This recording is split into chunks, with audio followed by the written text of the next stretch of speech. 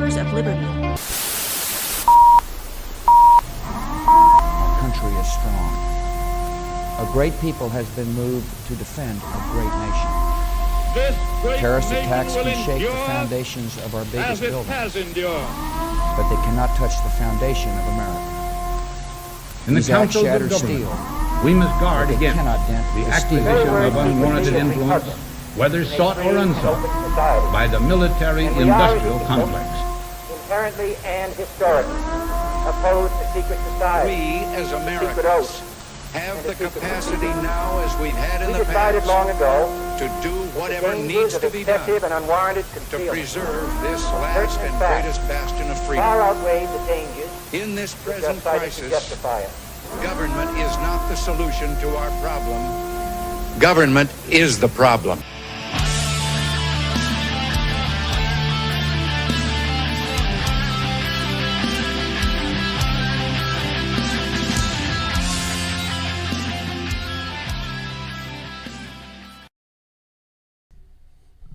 Welcome back to Embers of Liberty, where we're actually going to be fairly serious tonight.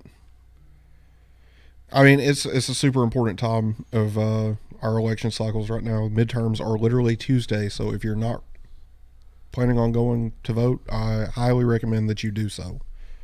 Yes. It's super important that we as Americans exercise our right to cast our ballots and bring forth the changes in this country that we want to see. Now, even though libertarian candidates hardly ever win, you shouldn't feel like casting your ballot for who you truly believe is the best choice is a wasted vote. I saw a comment the other day, and it said something about, like, while you vote to feel more morally superior, there's people suffering from Republican voting or Republican policies. That's the dumbest shit I've ever heard.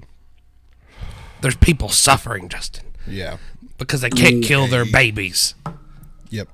It's an economic issue. But, anyway. So you suck at being a human being issue. Yep, basically. So. Dang, Probst is here right on it today. Damn, son. Welcome, Probst. Probst, did you get your cup? Is that what you were about to ask? Did you get your cup? Yeah, I was about to ask. Did you get your cup? Yeah.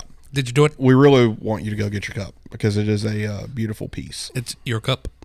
And it is your cup, and your pig is in your cup. So did you get your cup? So tell us, did you get your cup? Cup. All right. So. Y'all have to excuse my coughing tonight. I'm not coughing as much as I was that one night, but. Well, it's a good thing. So, in typical Embers of Liberty fashion, how was your week, Joe? It was good up until about Thursday. Yeah, and then I started getting the chugs. Yeah, because that's when Cody asked if you guys were still on for your plans. Yeah. And you were like, no, I'm dying. Well, Probst has not gotten his cup. Damn it, Probst, go get your cup. Cup. It makes me want cupcakes. That would be good. I've been eating so much today. Well, I mean, it's probably because you didn't eat a whole lot prior. Maybe, I don't know, or maybe just because I just always get hungry when I'm under the weather. Not feeling well. Yeah, same. How about you, Justin? How was your week? My week was pretty good until yesterday when I couldn't put money on my laundry card. So shout out to Lonnie for letting me do my laundry at your house because you're the real MVP and the only reason I have clean clothes tonight. But I met Lonnie's kiddo and his wife, and they're good people. Good people. Sweet. Apparently, the way his daughter acted with me is a rarity because normally she's standoffish, I guess. But she came right to me. I don't know why, but I'm super good with kids. And super strict with my kid. She doesn't get away with things with me. I mean, I always thought you were pretty good with kids. Yeah. I mean, I've been around young kids pretty much since high school. Yeah. With Christy having babies and everybody else. So, yeah. But I do. I love kids. But we have a lot of things, juicy things. We do have a lot of things. Very juicy things. Juicy. Probably the juiciest. The juiciest things that you've ever heard in your entire life. And frankly, it's time to talk freedom things. America! Fuck yeah. Bigly. So, as I was saying at the beginning of the show, midterms are Tuesday. Unless you're in a place that allows super early voting, which don't recommend. As you know, if you watched last week's show, the number one Googled thing after the John Fetterman debate was, how do I change my vote? So, and it was the same thing, like that same exact thing happened in the presidential election in 2020. Yep. Like, after the second debate, when Joe Biden looked like he was absolutely not there at all, the people that had cast their ballot early for Joe Biden were like, hey, how do I change this shit? Because I don't want this. I don't want it at all. Buyer's remorse. Yep. And a lot of people are having that buyer's remorse right now, So the thing is like Democrats are trying to make this election about abortion and, climate change and shit that people just don't care about. Things that normal Americans are not sitting around their kitchen tables going, man, I really wish, I could abort my baby. No, they're not doing that. They're sitting around talking about how are we going to pay the bills this month because inflation is out of control. And the Democrat platform could have done so much more for their candidates than focusing on January 6th. Nobody gives a shit about January 6th. We all know what happened. Okay? Some idiots went to the Capitol building. Woohoo. They shot a protester. And 3 police officers died of natural causes not entirely related to one of them January 6th. Killed himself. Yeah, well, that's because he's a weakling. It's kind of how I feel.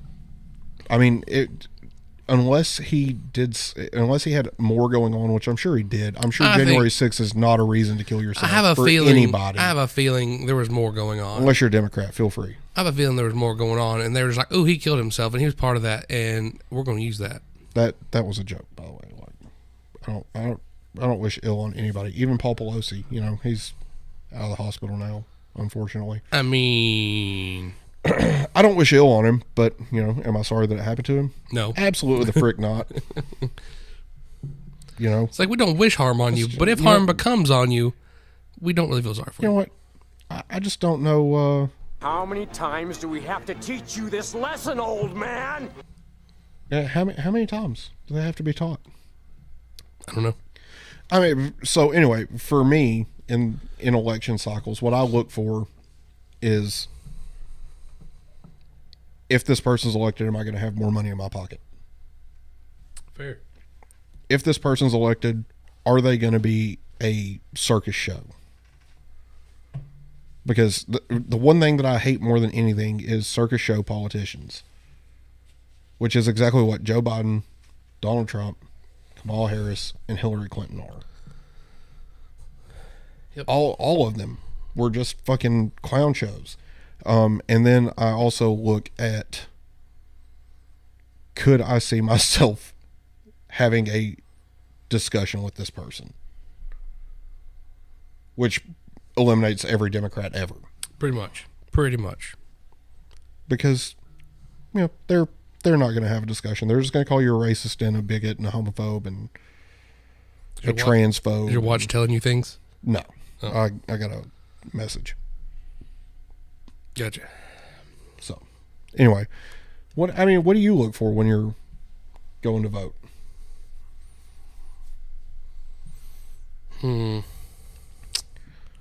Freedom. Yeah. I mean, who's going to give you the most freedom? Right. As libertarians, that's obviously the biggest thing. So Democrats are automatically out on that one again. Who's going to have the less laws, less taxes, and give me the most freedom? Yep. Which normally those people are the people that you can sit down and have a discussion with. They're going to do everything they can to put more money in your pocket, and they're not going to be a clown show.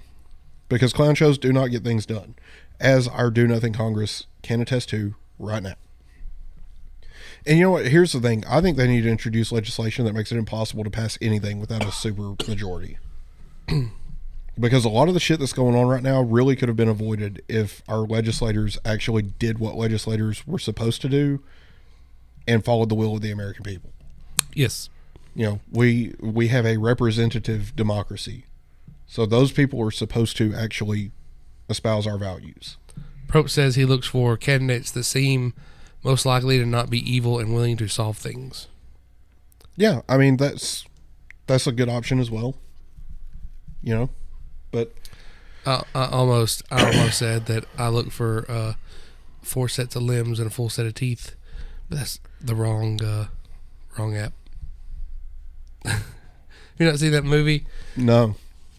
You need to go watch A Walk in the Woods. It's good. I mean, he says, what do you look for in a woman? He says full set of limbs and full set of teeth or something like that. I'm going to be honest with you.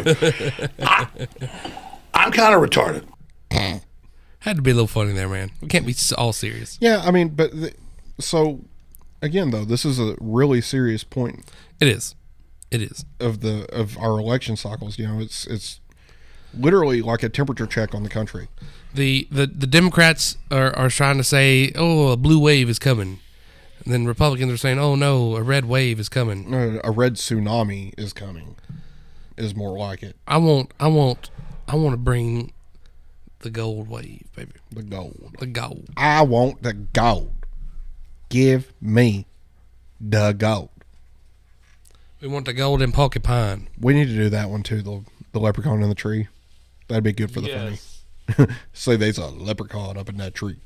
I don't understand. My nose has not been running like all day, and now it's time for the show. It's running. Of course.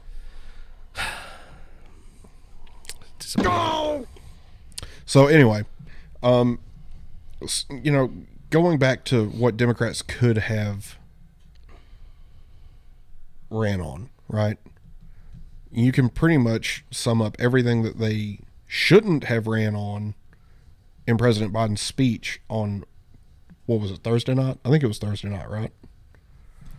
When he gave that super Hitlerian speech again. I did not see it. You didn't see it? Mm-mm. Oh, boy. It wasn't as bad as the continued battle for the soul of the nation speech. Dun, dun, dun. Where, you know, he Hitler fisted and fucking shook and was super angry. Dark Brandon can kiss my ass and lick my nuts. Suck on that, Fed boys. Anyway, it's like to the NSA agent listening to this, you can suck it too.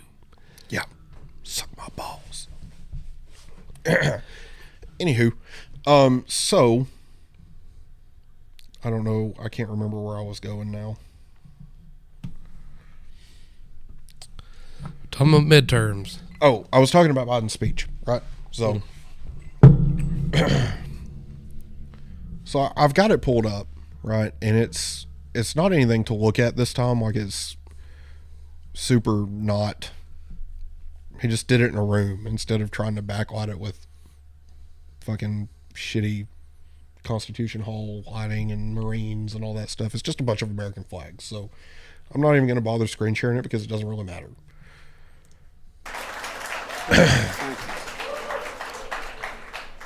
Good evening, everyone. Just a few days ago, a little before 2:30 a.m. in the morning, a man smashed the back windows and broke into the home of the Speaker of the House of Representatives, the third highest ranking official in America. Okay, first off, I still don't believe that he broke in. Because they're how much money do they have? They don't have an alarm system? The only thing he broke into is that booty. Unfortunately, it's not true, that part. But as far as we know, there's no proof. So there have been developments since last week when we talked about it, because we didn't know a whole lot. So we'll get to that, and we can segue off of this in a minute too. But so he's about to conflate this attack on Paul Pelosi with January 6th. And I really want you to understand that this is all this party has to offer. He carried in his backpack zip ties, duct tape, rope, and a hammer. As he told the police, he had come looking for Nancy Pelosi, to take her hostage, to interrogate her, to threaten to break her kneecaps. But she wasn't there. Good. Her husband, my friend Paul Pelosi, was home alone. He probably hates The you. assailant tried to take Paul hostage. He woke him up. He wanted to tie him up. The assailant ended up using a hammer to smash Paul's skull. Thankfully, by the grace of God, Paul survived. All this happened after the assault, and it's hard to even say. It's hard to even say. After the assailant entered the home asking, "Where's Nancy? Where's Nancy?" Those are the very same words used by the mob when they stormed the United States Capitol on January the 6th. That was my reaction. This because guy I was also- watching this live. I'd be willing to bet this guy also pees in a toilet. Dude, those January 6 people pee in toilets too. Do you pee in toilets? I pee in a toilet, Justin. Holy shit, you fucking insurrectionist. Oh my gosh. I didn't even know. Oh, this is going to be a good show. I can feel it. I can feel it in my plums. In your plums? In my plums. Do I need to ask what your plums are? My giant balls. My giant fucking balls. Sorry, Jason. I'm going to need more for this. Hey, man, that blood orange It's pretty good. premixed margarita is pretty good. It's pretty good. Pretty tasty. Hear that? That's me peeing in the toilet. That you fucking insurrectionist. So this pretty much sets the tone for the rest of this 20-minute long speech, right? Because if he's already going to January 6th, how much time do you think he's going to spend talking about actual kitchen table issues? Just if you had to guess. None. Damn, you're good. He spends zero time in this speech talking about inflation, talking about crime rates, talking about anything that the American people actually fucking care about. He doesn't talk about it. You know why? Because he's stupid. And he's also smell like failure. And I'm sure we'll get to it. But you saw again where AOC got harassed. Come on, man. Really? What? Again? Yep. You gotta be kidding me. There's no way. But what I was getting at with that is it's obvious that even on the left, people don't give a single shit about this petty, stupid, nonsensical bullshit. No, they don't care. They care about the fact that it could be World War III any day. Like World War III can just pop off any day now. Like absolutely. They care about that. They care because their dollar is not going near as far as what it used to. Not at all. And the future is very uncertain, and they're concerned. Yeah. They are concerned about it. They are, and the thing is the Democrat Party has nothing to offer. Right, and one day as far as answers go, and honestly, neither do the Republicans. But the Republican answer is a lot better than the Democrat answer because the Democrat answer is just spend money. Right. The Republican answer is stop spending money, and let's go to war and do war because it's profitable. Because, the military-industrial complex. Complex. Complex. The only Republican president that has not sent us to war was Trump. And he got close. He did get close. So anyway, let's let this continue because we're only going to listen to a little bit of it, maybe like 10 minutes or so of it. And we'll pause it to comment on stuff because there's not really a whole lot else that went on. But this pretty much tells you everything that Democrats are running on because they're idiots and they don't know what they need to actually run on. You pause it on a good face. He's kind of got that look like, damn kids in my yard. He's got that look like, where's Nancy? Where's Nancy? She in my yard. She's in my yard with her giant jugs.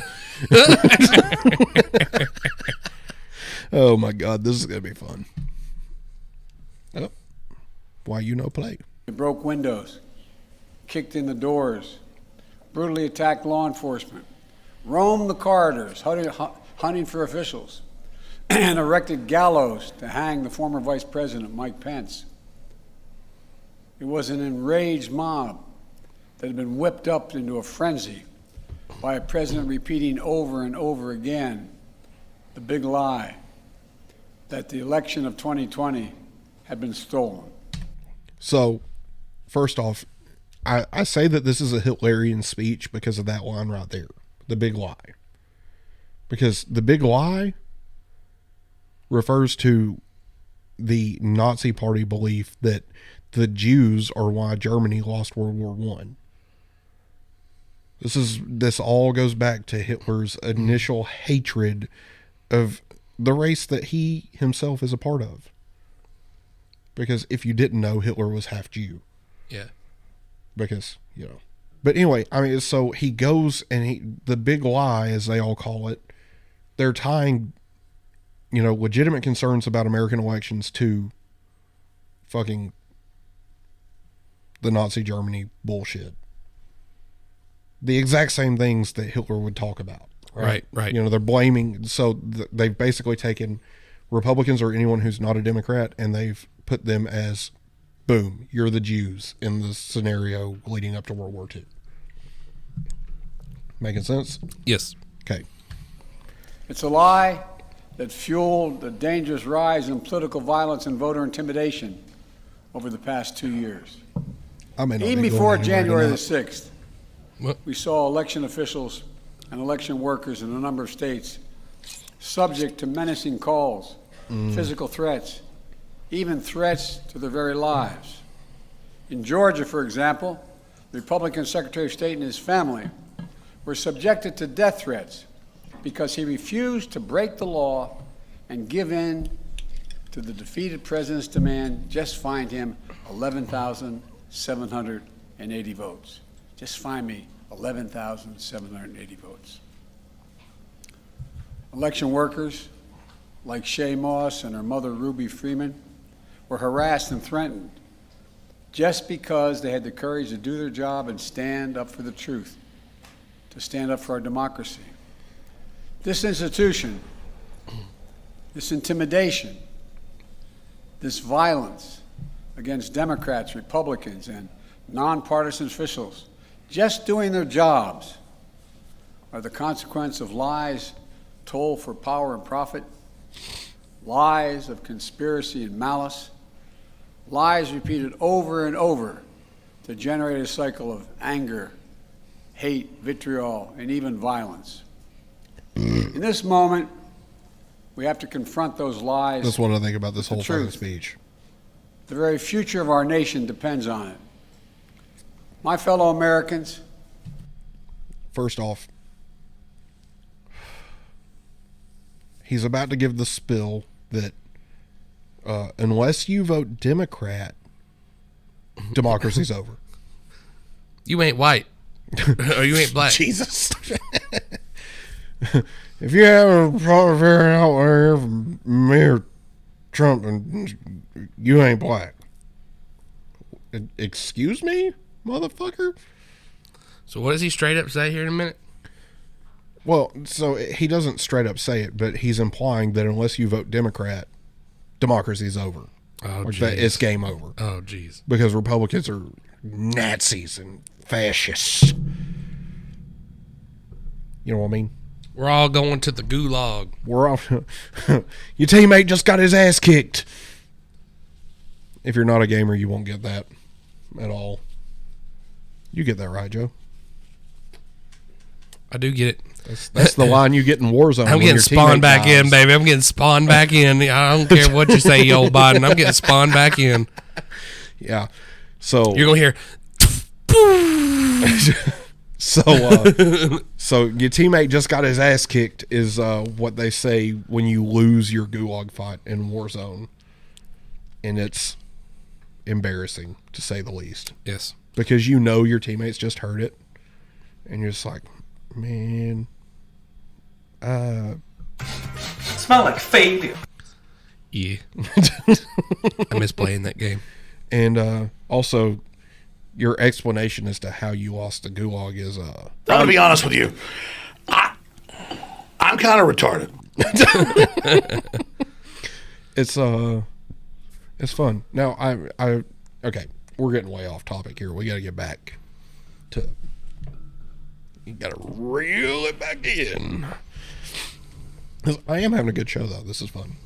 I bet you are. It's well, you know, the Trump says we Trump. I'm sorry, Matt. Are you having a good show? I'm sorry, Matt. I'm sorry. Matt says we need an ascendant wave. Correct. I would vote for Matt Prope's butthole before I would vote for Biden. I would vote for your balls before I voted for Biden, and that's saying a lot because you reference them a lot. And for every candidate that I can't actually fill in something for, I may put that. My balls. My balls. The dick jokes, they never end. Dicks und balls.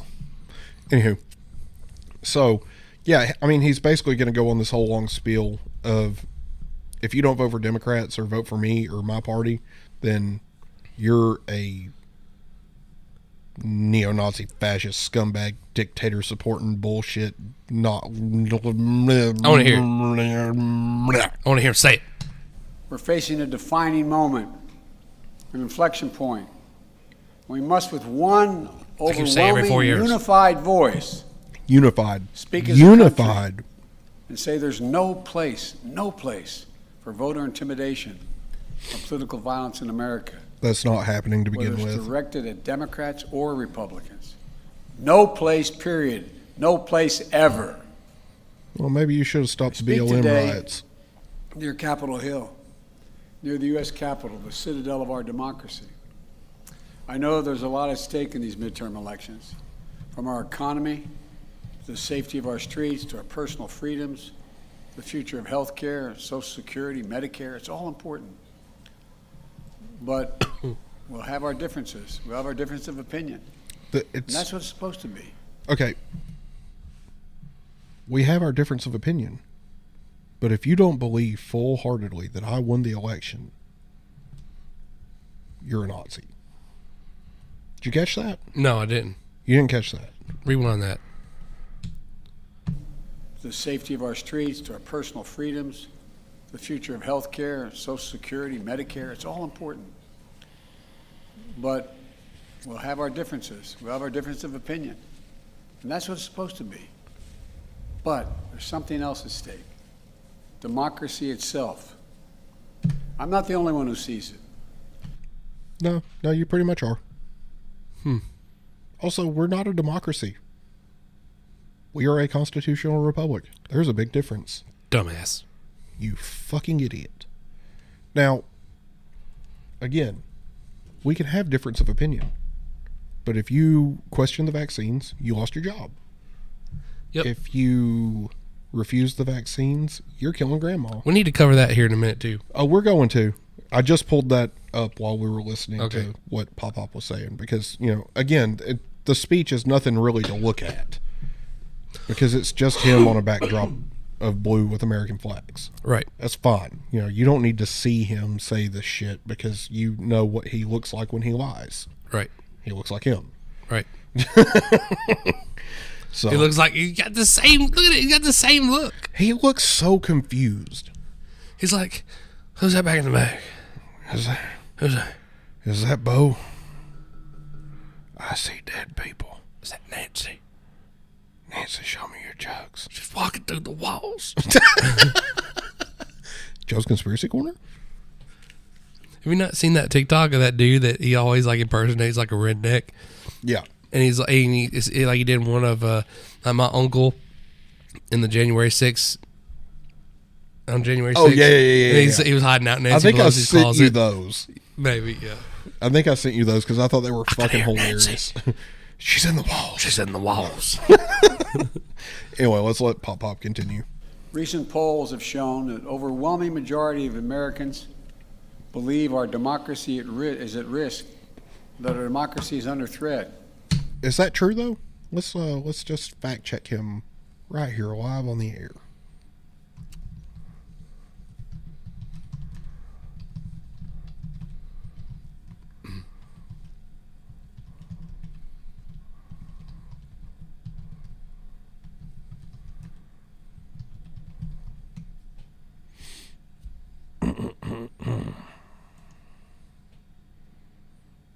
Let's see. That's not what I'm looking for. Where is it?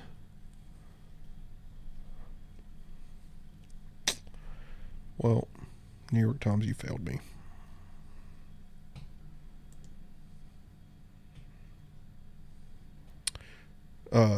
So, no, go away. I don't want to. You son of a bitch. So,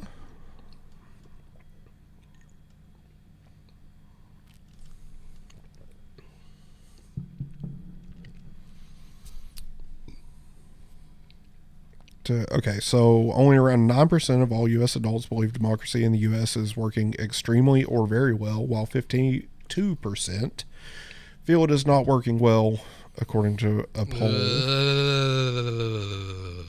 That would be because it's not working well. That's not what I'm looking at. What are you? Oh, yep, I know what you're looking at now. Lil Nas X. I hate that guy. No.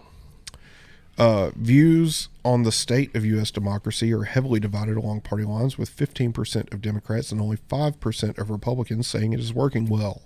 A major flip from 6% and 23% respectively back in 2020. Only 47% of Americans have a great deal or quite a bit of faith that their midterm election votes will be counted accurately, with 74% of Democrats being optimistic about the process compared to only a quarter of Republicans. That would be because early voting, mail-in voting, and absentee balloting are extremely rife with fraud and extremely easy to commit fraud with, and that is what the majority of Democrat states are doing. Do you see supposedly early balloting, mail-in balloting, and absentee voting? Do you see supposedly where one of the things was already like stacked full of ballots? Yeah. Yep. Despite there being no widespread evidence of fraud or issues with the counting process, 45% of Republicans have no or very little faith in the integrity of the electoral process compared to only 8% of Democrats. That would be because we know what the Democrats are actually doing. And that's libertarians, Republicans, independents, we all know. Let's see. Both a majority of Democrats and Republicans, 77 and 51% respectively, are concerned about gerrymandering. That would be because giant population centers have pretty much been deciding a lot of things, and they shouldn't be. Let's see. Well, see, and here's the thing. They're not even, they didn't even go into detail about the whether democracy is at risk, right? So it would appear that there's nobody that actually thinks this, right? Nobody really believes that democracy is at risk, right? Not to mention the fact that we're not even a democracy. So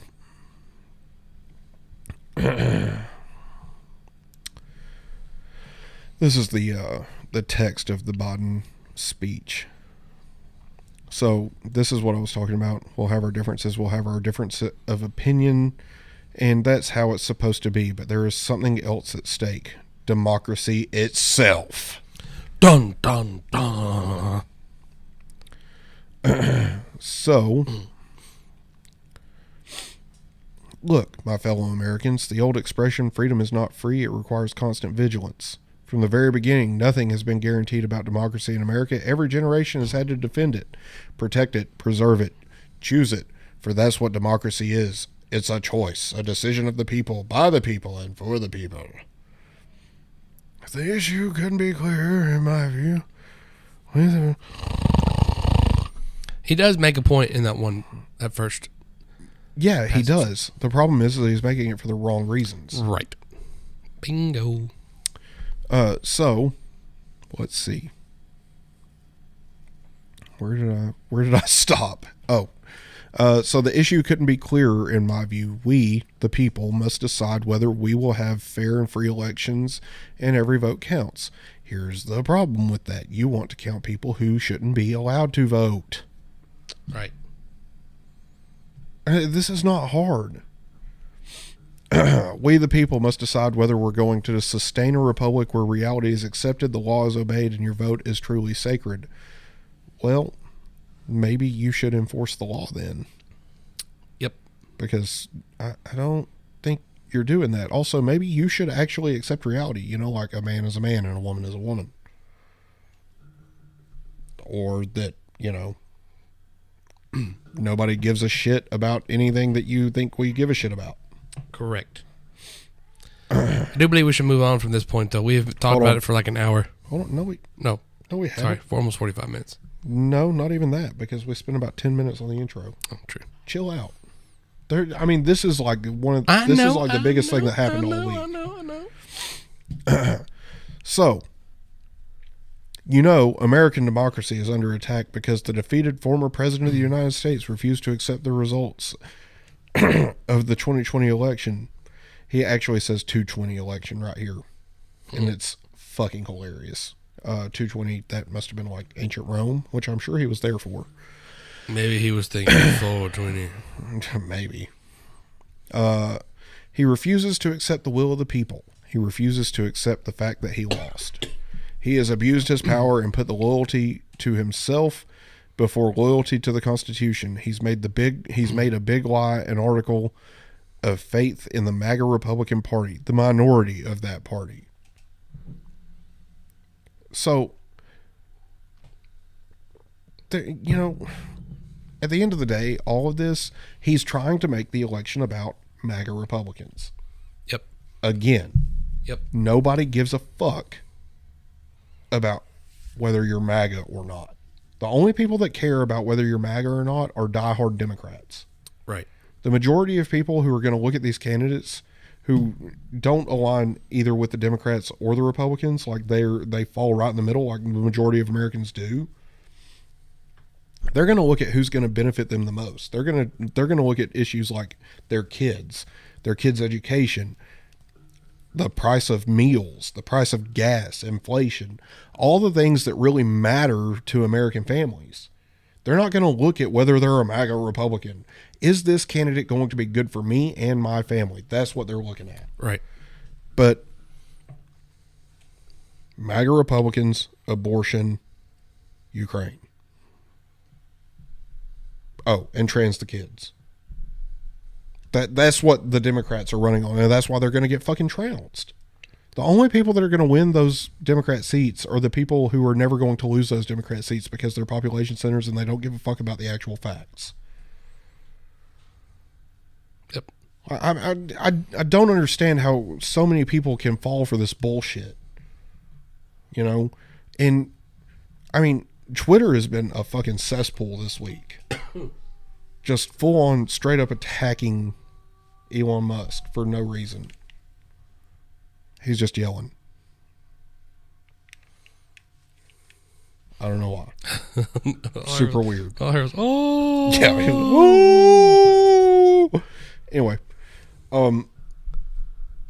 So, I mean, yeah, there's just there's no reason for this to be the way that it is. Right. This is your last pitch, get out the vote effort? Because that's exactly what this is. This is a get out the vote effort. This is not anything that's important to any American. I know. Rev it, boy. Rev it. Get it. If you heard that, you'll know what we're talking about. So, I mean, I don't understand why Democrats who claim that Republicans have no answers to anything focus so much on the Republicans and not the solutions to the problems. Granted, their solutions to the problems are bad. They're not good. They're not good solutions in any way, because their solutions always involve tax and spend. Yep. And as libertarians, we can't jive with that. Like, taxing is it's bad. We don't do that here. Give me your hand. Oh no, my tax hand. And then everybody that wants to be like, well, Jesus would take care of these people. Yeah, well, you know what? Jesus flipped tables over taxes, you bitches. Not taxes. He threw tables over the tax collectors because they were collecting taxes in the temple. Yeah, well, still, he threw them over taxes. I'm just saying. In a roundabout way, it was about taxes. Okay. But he also said they render unto Caesar that which is Caesar's. Yeah. But see, here in America, we have the freedom to tell Caesar Caesar, fuck off. I don't know if I go that route. Well, I would say we have the right to tell Caesar, you are taking too damn much. Yeah, that's the problem, though. Americans forget that we have that power. And that's the problem. Like, for real, like this episode of the show is more about being a little bit more on the nose about what's actually at stake. Because what's actually at stake is a lot more important than fucking abortion. It's a lot more important than January 6th. It's a lot more important than making sure that you can fucking put your kid on gender hormone therapy or whatever. Like, none of that matters to everyday Americans. What matters is, am I going to be able to fill my car up? Because I'm not buying a fucking $60,000 electric vehicle because I can't afford the $13,000 gas-powered car that I've got right now. Right. Am I going to be able to put food on my table?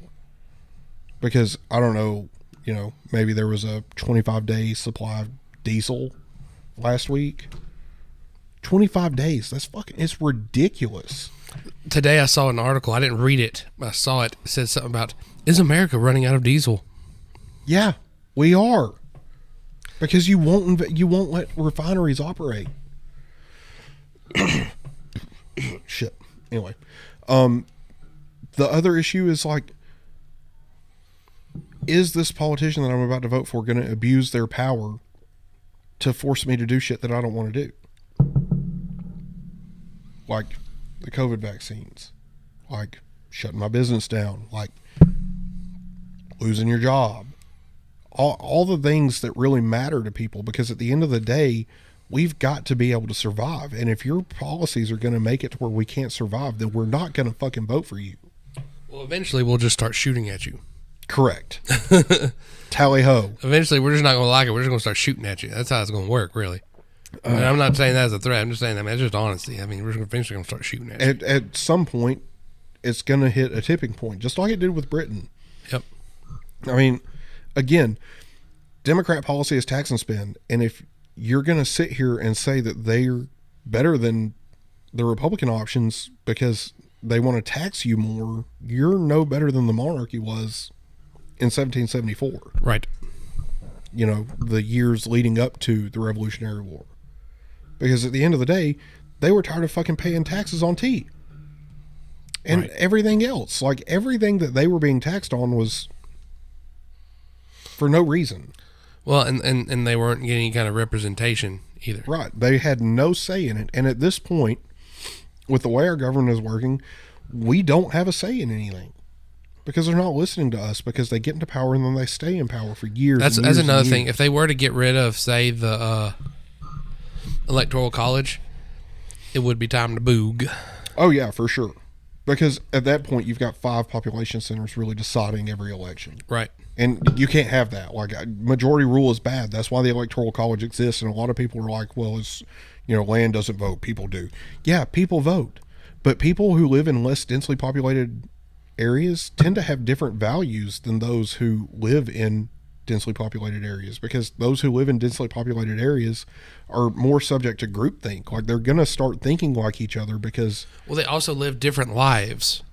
Right, and that's what I was about to say. Like, they interact with each other in a very different way than people who are from, like, small towns like Joe and I are. But they're going to be like, oh yeah, like say if somebody was like, let's tax the farmers more. Somebody that's never been a farmer would be like, okay, yeah, I'd rather tax them more than tax me more. You know? Yeah, exactly. So the Electoral College exists to prevent majoritarian rule, which is always bad, because at the end of the day, you know, if Lonnie were sitting here and Lonnie had $1,500, and I always use this example, Lonnie had $1,500 and you and I had $200, right? And we wanted to buy a thing that was $1,700, right? Right.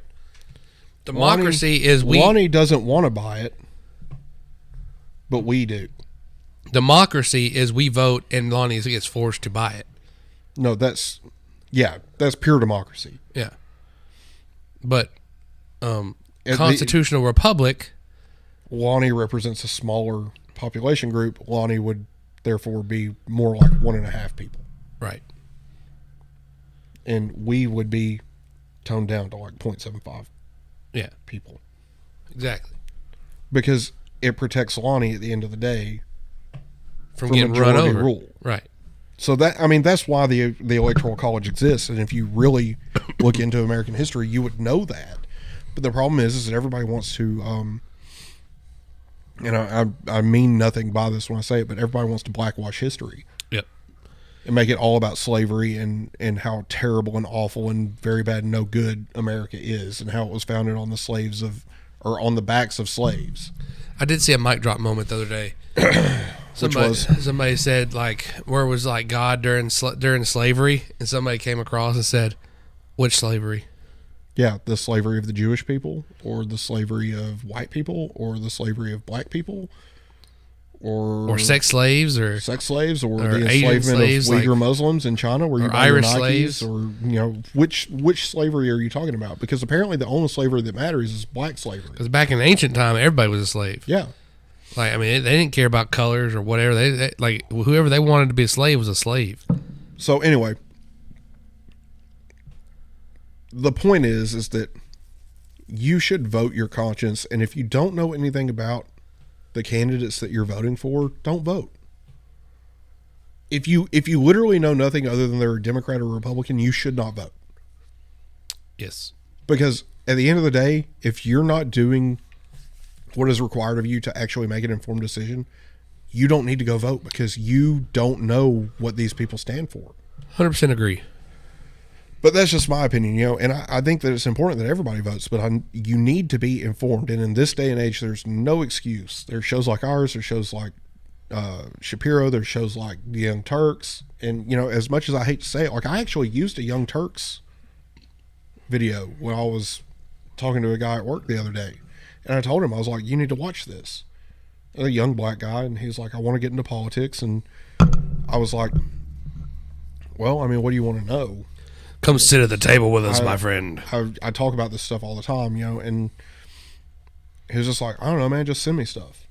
Like, he asked what I was, and I was like, I'm a libertarian. He's like, what is that? And I said, I'm like right in the middle. I think that things like weed should be legal, taxation is theft, yada yada yada. I mean, it's the line that I give everybody, right, is I think that gay married people should be able to protect their weed farms with guns. Yes. That's like the most broad spectrum explanation of being libertarian that I can give. Fair. And he goes, so I'm a libertarian. I was like, I would say most people probably are. Yeah, I mean, most people probably hold libertarian ideals. I think something like 94% of Americans have libertarian ideals. And if we would just accept that and vote libertarian. But again, there's more to this issue. Libertarians are locked out of the debate stages. They're not on the ballot in all 50 states for all of the different elections, right? They're on the ballot in all 50 states for presidential candidate. That's 100%, like, the libertarian candidate will be on your ballot. But the fact that they're locked out of the debate stage is a real hindrance to libertarians actually getting anywhere as far as damn fascism is what holding it is. office goes, because they've made it to where if you don't get a certain percentage of the polling data, they don't even consider you. Democrats and Republicans have made it a duopoly. And I don't remember ever taking no poll, nothing. No. I mean, but that's the thing. Like, these polls, a lot of times you have to search them out to be able to take part in them. Or you have to sign up to be, sent these surveys. And to be fair, libertarians are kind of lazy sometimes. But also, like, this is a reason that polling data is off so much a lot of times. Like, conservatives are more worried about working and doing the things that they need to do than they are taking a fucking poll. Right.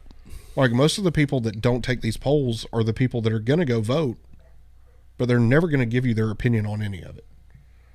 And I think that really skews a lot of the information that you get during election cycles, because everybody's like, oh, well, the Democrats are going to win because of this. When not necessarily. It's entirely possible that the large section of the population that they're missing is the working conservative class, because they're not super politically active. Like, they're just going to do their job, and then they're going to vote for who their conscience tells them to vote for, or they're going to vote down party lines, which I don't agree with. Because the thing about being a registered Democrat or a registered Republican, you have to vote down ballot. It's either all red or all blue. You know what sucks? One time I went in and they were like, what party? A Republican or Democrat? And I said, Libertarian. The one said, just give me a Republican. See, that's bullshit. Like, go fuck yourself. You're not going to minimize my opinions to being a Republican because I'm a Libertarian. Like, I'm not a Republican. Now, that was back in the day when I thought you could only do one of the two. There's actually a gold sheet for third party. Yep. And people don't realize that. Yeah, because everybody tells them you're wasting your vote. Well, and actually, when I finally stood up for myself another time, I went in and they said, Republican and Democrat. And I said, Libertarian. And they were like,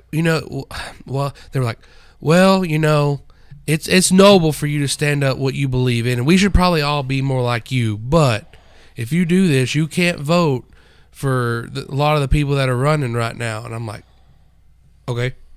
And? It's like, I don't want to vote for them. I don't want to vote for them at all.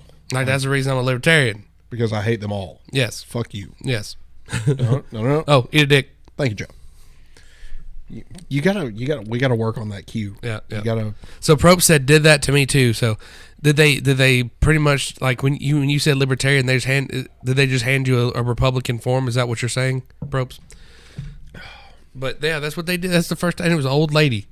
Anyway, so again, the description of the episode is kind of misleading, because I said we're going to give you everything you need to know about the midterms. We're not really going to give you everything you need to know. We're just going to tell you don't vote for fucking Democrats. Yeah. But because they all fucking suck, and they're all trying to fuck you in the ass. But by the way, that second time, they actually gave me a third party form. And Beth was with me, and she was like really like, oh man, like, Beth's a very timid individual. Yeah.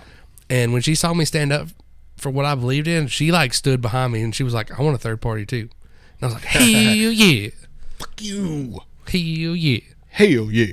Hell yeah. Hell yeah. Hell yeah. Hell yeah. Roll Tide.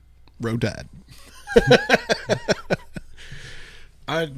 I like episodes like this, where we're actually like having a good discussion about things and really just kind of diving into stuff. Yeah. Now, we've spent enough time on the election, right? Yes. It's super important. Go vote, unless you don't know what the fuck you're doing. Don't vote. Don't vote if you don't know who you're voting for. I mean, go. You can go vote for policies and stuff, because a lot of times they have the description of the policies. Right? Yeah, they do that. But if you don't know who you're voting for, why you're voting for them, then don't vote for them. And a lot of times I don't. You can leave it blank. I'll just get the generic ballot, and I'll just vote for the policies and leave the people blank, because I don't vote for people. Right.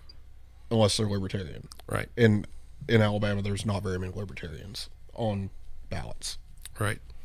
You can all write in Joe for whatever you want. Joe Roberts. Yes, you can. Don't write me in. I don't want any part of that. I do. I would like to hold an office. That's kind of one of my. No, they. I don't care what kind of office. But here's the reason. Hold some kind of office. Here's the reason I wouldn't want to hold an office, because then people are going to be watching me, and honestly, like most libertarians. I just want to be left the fuck alone. Like, just leave me alone. Okay, but see, here's what they're going to show me in the tabloids. I'm gonna, butt naked. No. Oh no, it won't be much richer and golden, more golden. I'm going to get me an American flag thong. Oh my god. And I'm going to get me some aviators. Fuck yes, I'm here for it. And I'm going to come out on the balcony of the Capitol. aviators. If I get voted, I will come out on the balcony of the Capitol, in the Alabama Capitol, in my American thong, a machine gun, my aviators, with a cigar in my hand. And I would say Jack Daniels in the other hand, but I want some good whiskey. So I'll have like a good quality whiskey in the other hand. And I'm just going to go out there and be like, America.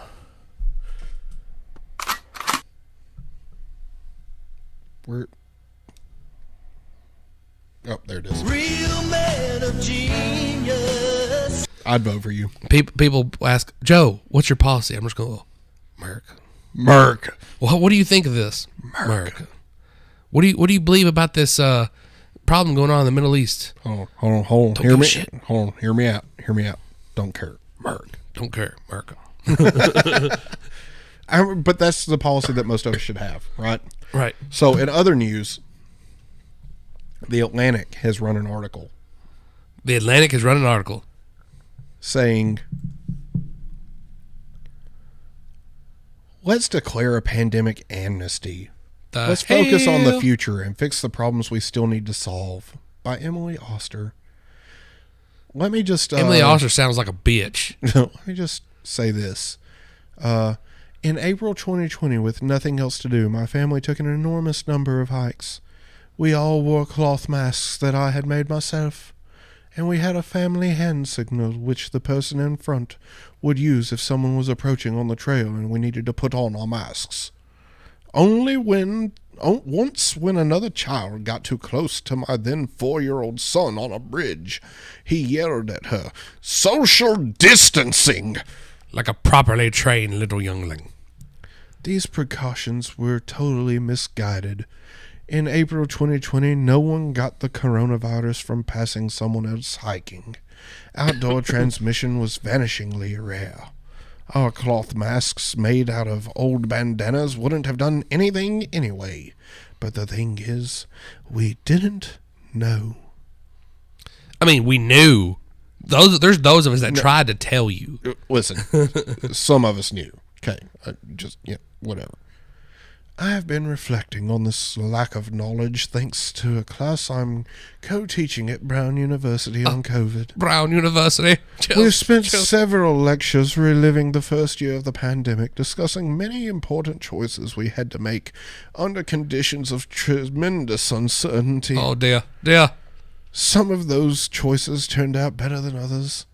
To take an example close to my own work, there is an emerging, if not universal, consensus that schools in the U.S. were closed for too long. Far too long, chaps. Far too long.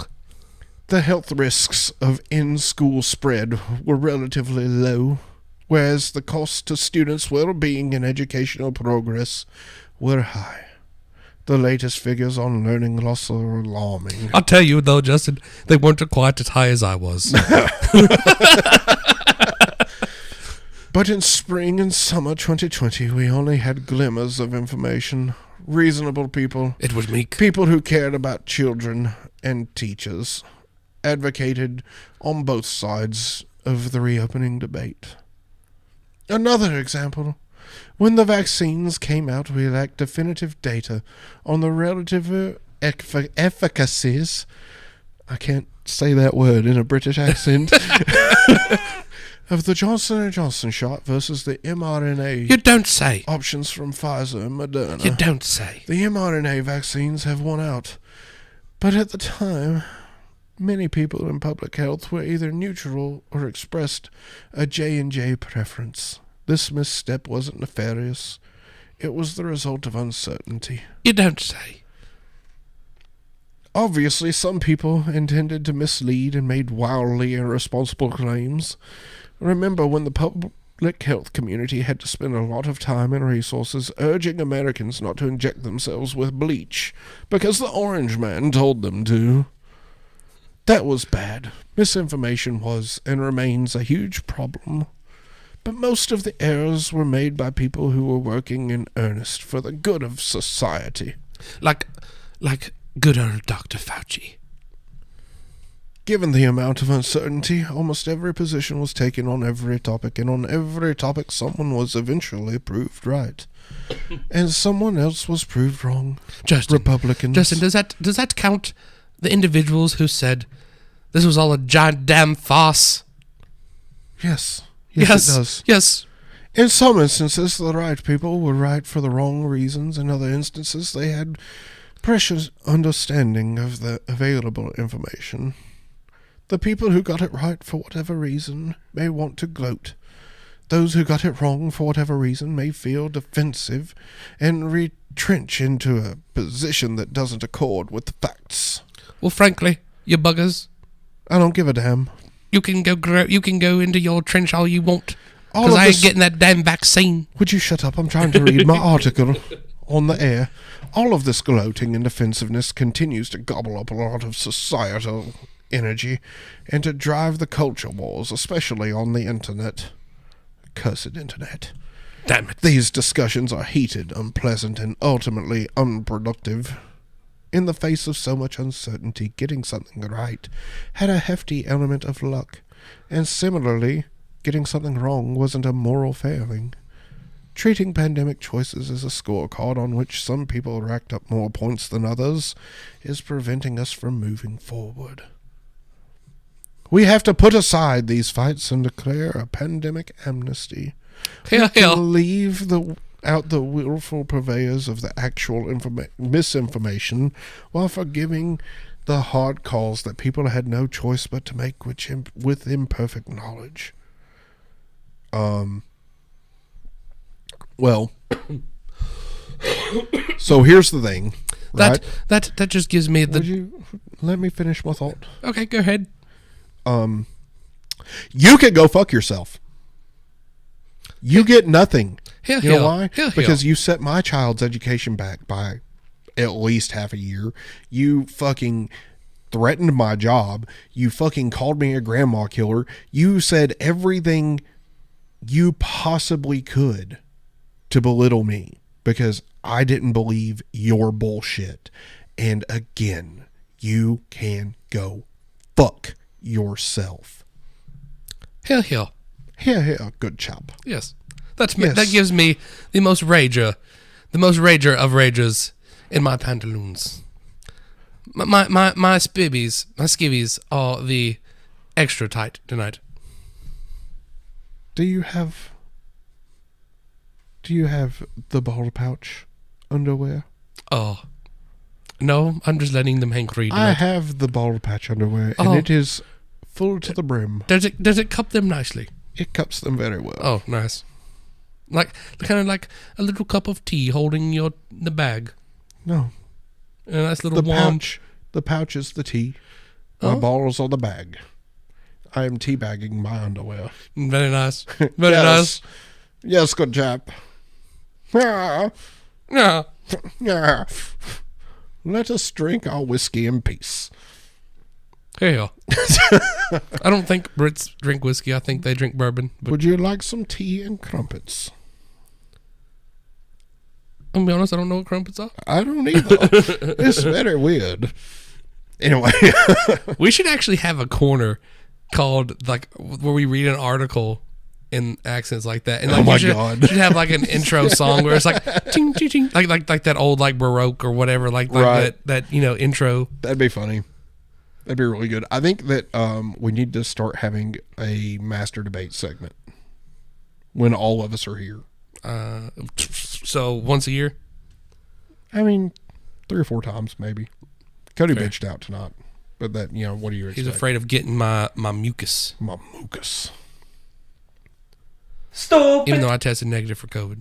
Yeah, you don't have COVID. Anyway, so what do you think, Joe? Should we declare COVID amnesty? Hell no. How about y'all suck?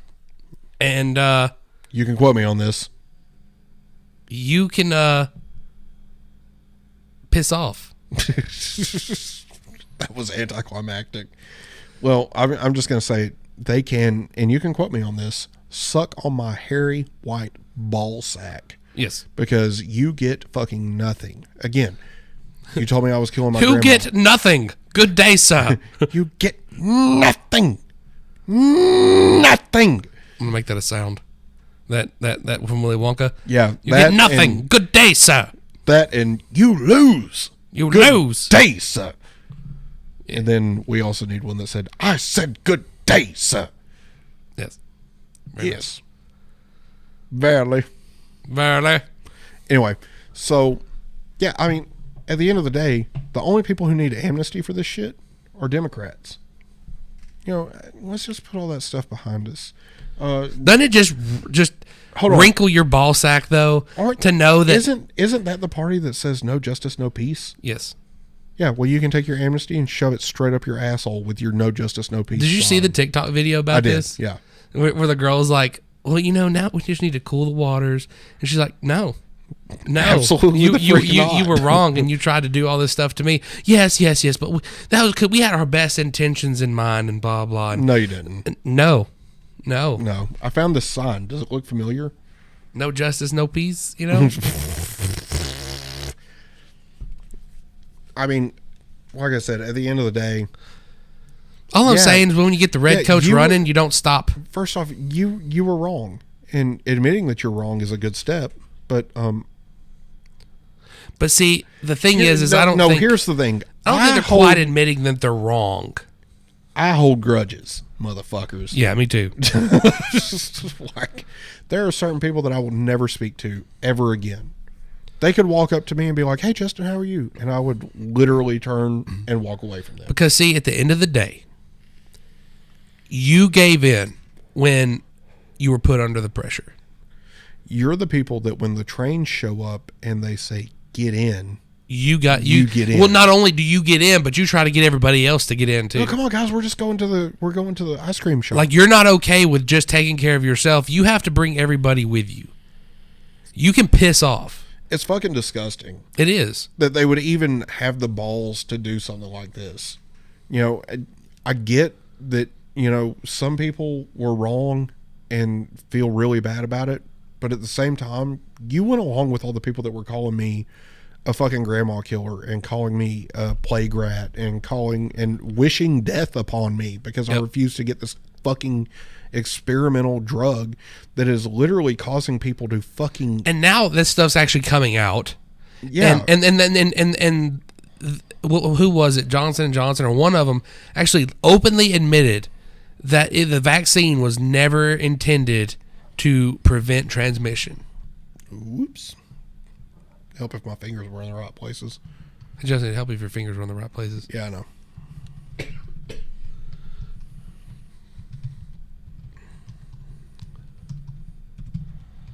Oh yeah, and then the blood clots. But who was it that admitted that it said it was never intended to prevent transmission? Johnson & Johnson, actually. Or not Johnson & Johnson. Pfizer said that. Pfizer, okay. But see, the whole time, though, we're like, oh, you get this because it's supposed to prevent transmission. Yeah, if you get the vaccine, you're saving your grandmother. Literally, Pop sat on stage and said, if you get these vaccines, you're not going to get COVID. Except for people were getting COVID after they got the vaccines, and you doubled down on it. I know people that have had the vaccine and have still gotten every strain of COVID. Yeah. Nobody is fucking safe. Granted, I've gotten every strain of COVID, but I haven't been vaccinated. But I still did okay. You're fine. Right. Because you're not in the at-risk age group. Well, now, here's the thing. So, this is crazy that this happened in Alabama. Because, you know, this is where all the crazy conspiracy theorists live. Right. Because, you know, we're all red. I claim it proudly. Yep. Indeed. That's why we have a corner for you. Yes. So this is, if you are squeamish, you're not going to want to watch this. Looks like jerky. Okay. You're going to want to like, just listen and like look away. Well, viewer discretion is advised. Fucking gross. Okay. Even me, it's gross for me too. Viewer discretion is advised. You've been fucking warned. Okay. If you get sick, that's not my fault. Look at that. So Concerned for humanity. Alabama embalmer discovers strange clots in people since release of COVID vaccine. So this came out of a person. Now this is zoomed in. It's on a microscope, right? So, but this came out of a person's veins. Guess what that person was? Vaccinated. Here's the deal. So, and I listened to a UK mortician talking to Stephen Crowder about this very same thing. The Alabama doctor is the one that initially found it, but the UK mortician backs it up. They were saying like their pumps to pump the embalming fluid were not able to effectively pump the embalming fluid because there was such a huge blockage in the bloodways, in the veins, the arteries, whatever. And they saw inflammation of the heart and all that stuff. So this is zoomed in, but if you go on down, oh, hell. This is what it looks like zoomed out, right? I mean, you can still see it though. Like, yeah, that's coming out of people. That gives me the ooglies. And then there's this one. Ooh.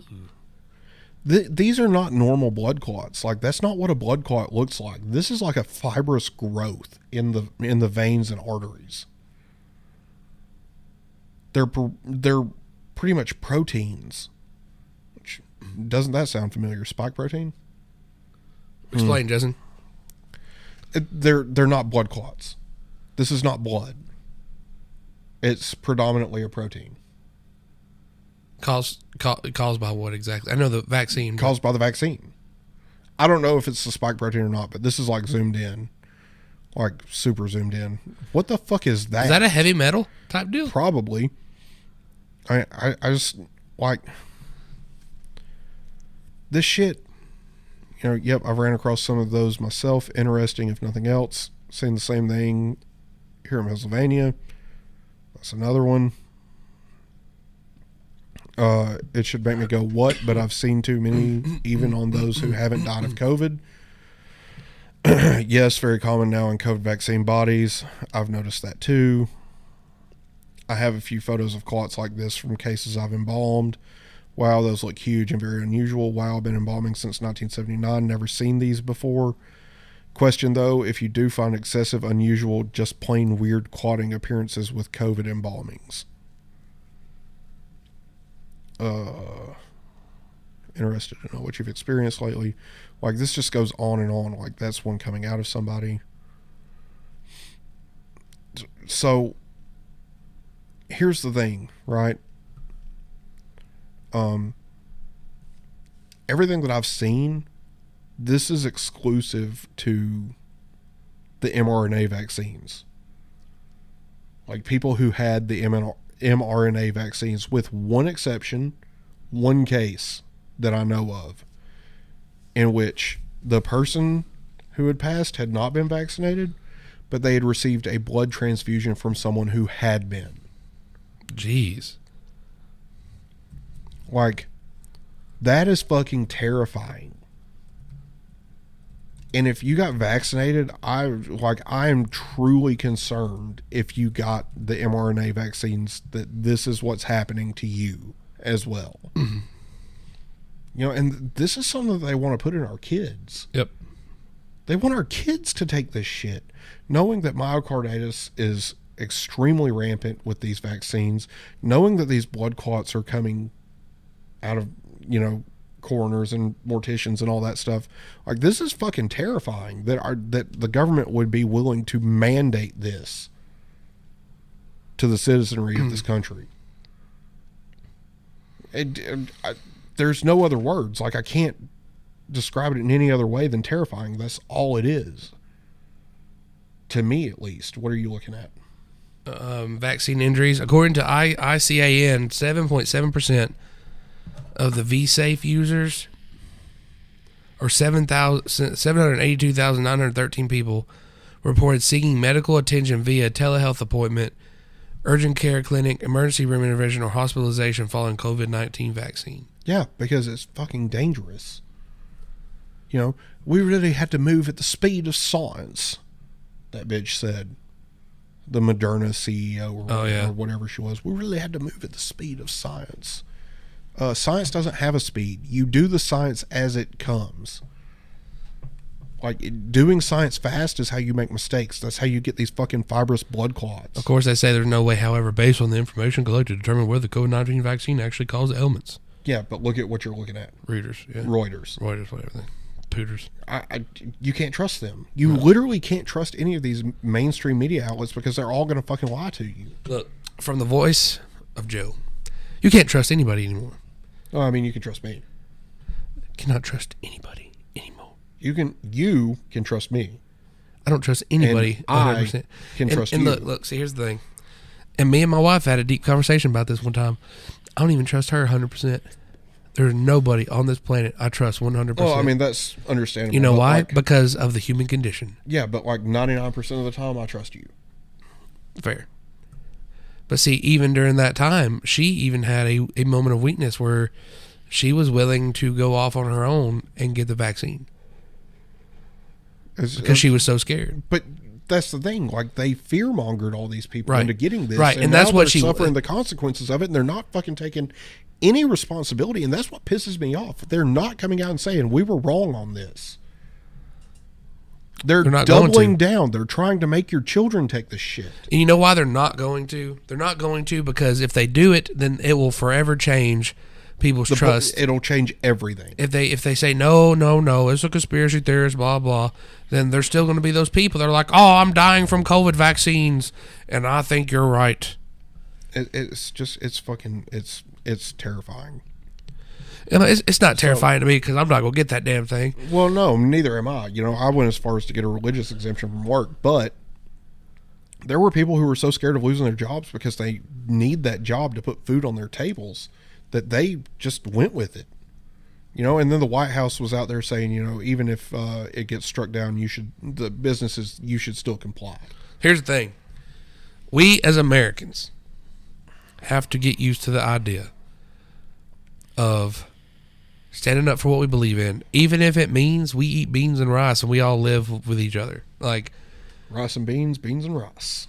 I'm just saying, if it comes down to we all just have our own little commune and that's the way then that's the way we gotta freaking do it, my friend. Would you like some more? Yeah, no, I don't want to be about like that much. Yeah. That's about all I was gonna get. I don't want to drink all your mark. Dude, I bought it for this. Oh, like I literally bought it for us. Give me a little more then. Oh shit! There you go, my friend. Thank you. I mean, it's like the best pre-mixed margarita $30 can buy. I mean, you get a good bit. You do get a good bit. It's only 10% alcohol by volume. I will disagree though. I like the $10 ones from Walmart. Well, yeah, but those don't have actual tequila in them. These do. Oh yeah, those are like a wine cooler. Yeah, this is actually tequila. Must be why I want to get naked. Please don't. Anyway, so how much is, let's see. It's not, I just told you 9%. No. Wait, yeah. 9%. Yeah, it's 19 proof. Okay. Yeah. Yeah, so it's really, I mean, it's still at the same level as a wine though. Yeah, but it's actual tequila. Right. So, anyway. Sorry, we went off on a tangent there. But again, COVID amnesty, suck my balls. Or fuck you. Eat a dick. Thank you, John.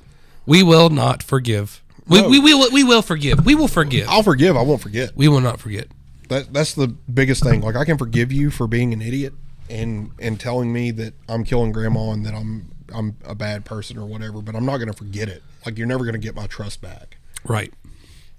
And I think that's the thing that they really need to understand is that once that trust is gone, it's gone. And see, people think that this is going to be it. There's nothing else will happen like this again, because that's the way people always do. Just like when the 2011 tornadoes come through. Yep. After it happened, people are like, oh, that won't happen again. We're good to go. But it will. It always will. That's why I say it may not be for another 150 years, but it'll happen again. But what I'm saying is no, I think more stuff like this will start happening in our lifetime. Yeah, I mean, look at how many apocalypses we've lived through already.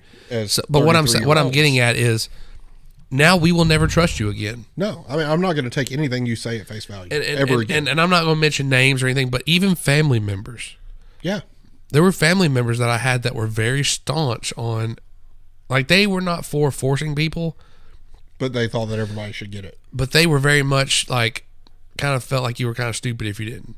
Yeah, well, again, but those people, like, when I say that I'm not going to give COVID amnesty to people, it's people like this reporter, like this journalist that's literally asking for it after vilifying everybody that refused. Like, if you called me, if you said I was killing my grandma and you wished death upon me and wanted me to be imprisoned, you were forgiven.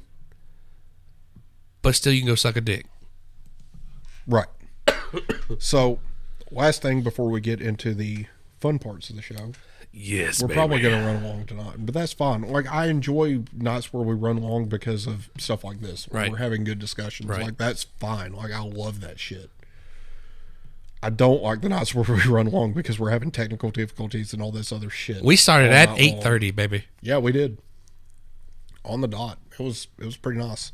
So, if you haven't been keeping up, North Korea has fired 4 more ballistic missiles. And at one point, breaking news this morning, North Korea launching 4 new missile tests, an apparent angry response to joint exercises between the U.S. and South Korea. ABC's Marcus Moore is in Seoul this morning with more on what we're learning. Marcus, good morning to you. Whit, good morning. Yeah, this is just the latest round of missiles fired by North Korea as the country responds to those military drills between the U.S.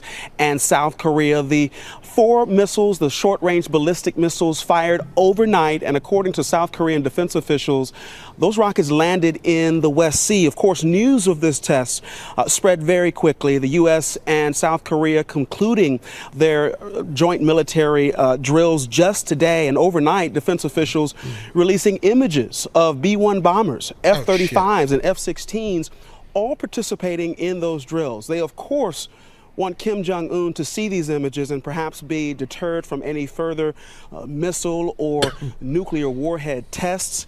And the U.S., of course, is not only watching North Korea's moves here on the Korean Peninsula, but also in the war in Ukraine. The U.S. has accused North Korea of sending weapons to Russia in that fight. And as tensions continue to rise here on the Korean Peninsula, U.S.'s defense secretary said recently that if North Korea were to fire a nuclear weapon at the U.S. or any of its allies, it would mark the end of Kim Jong-un's regime. Janae. All right, Marcus. Because we would turn your country into glass. So, here's the thing. I don't normally advocate for regime change, but I think somebody needs to shoot that. I think maybe North Korea has a giant supply of oil. And we need to liberate it from them. America. That's your cue, pop. Because, you know. So here's what's interesting, though. See, look at this. Click on that. The 200 fighter jets. North Korea has 200 fighter jets. Apparently. Let's check it out. It's only a minute and a half. Tensions rising after North Korea's unprecedented missile launches this week. South Korea is now scrambling their fighter jets after North Korea's new show of strength. Our chief global affairs correspondent, Martha Raddatz, is in Washington for us with more. Good morning, Martha. Good morning, Michael. This was an extraordinary show of force, a provocative and dangerous escalation. North Korea sending nearly 200 fighter jets flying just north of South Korea's border and over the East and West Seas. In response, South Korea said it urgently scrambled 80 F-35 fighter jets. North Korean aircraft kept their fighters flying for more than 4 hours. This was no doubt to counter the U.S. decision to extend joint U.S.-South Korean military exercises, which involve thousands of military personnel and 240 warplanes. This, of course, follows Kim Jong-un's barrage of missile tests in the past few days. At least 30, including an intercontinental ballistic missile, and a nuclear test is expected any day, the first in 5 years. But the U.S. and South Korea warning that if Kim ever did attack with a nuclear weapon, that would be the end of his regime. George? Yeah, that was quite a threat from the Defense Secretary. Martha Raddatz, thanks very much. Here's the thing. This whole time, fucking little rocket man didn't act up under Trump. I didn't think North Korea had these capabilities. Oh, no. No, I mean nuclear. I mean, like, I did not know they had 200 fighter jets. Yeah. You know why they have 200 fighter jets? Why? Because our fucking people are starving. That's true. Because they're spending money on this shit while getting backed by China. I mean, if we go to war with them, the only people that eat in North Korea, like on a regular basis, military. are politicians and the military. Yeah. You're either wealthy and eating, you're in the military and eating, or you're fucking starving. Yeah. And it's terrible that people like this are left in power. Because again, I wouldn't normally advocate for regime change. But at the end of the day, let's go get some oil from North Korea. This shit is something that we should have taken care of decades ago. Yeah. Like when his dad died, we should have swooped in there and been like, all right, if all y'all, we're taking over. Every one of you. This is America now. You're now Korea, like unified Korea, and North Korea. If you don't like that, then you can all be America now. We're sorry that you've been starving, but South Korea is going to take care of you guys. And I guarantee you that none of those people that were in power before would ever come back to power because they'd all be publicly executed. Yep. Which is exactly what should happen to Kim Jong-un. He should be captured and publicly executed for the fucking world to see. No. What they should do, strip him naked and line everybody up. Tar and feather? I would say tar, not feather. Wait, no. I'll tell you tar that. and feather. No. Everybody has whips on both sides. Fuck yes. And he's butt ass naked, this. And he just he has to make it as far as he can, and everybody just watch out. I second this motion. Anyway, so again, or sticks or whatever, kind of like back in medieval times where they had to like run the gauntlet, and people just threw whatever they had at him. Yeah. Some people have, if they throw their shit, other people throw rocks. Throwing shit. Yep. Shit. Hit them. Let the kids hit them with sticks. It's crazy, dude. But North Korea's doing North Korea things. Nothing we didn't fucking expect. However, this is the most escalated I've seen them. Yeah, but they're doing it because they know that we don't have a strong leader right now. Right. Like they don't take us seriously. None of this would have happened under Trump. No.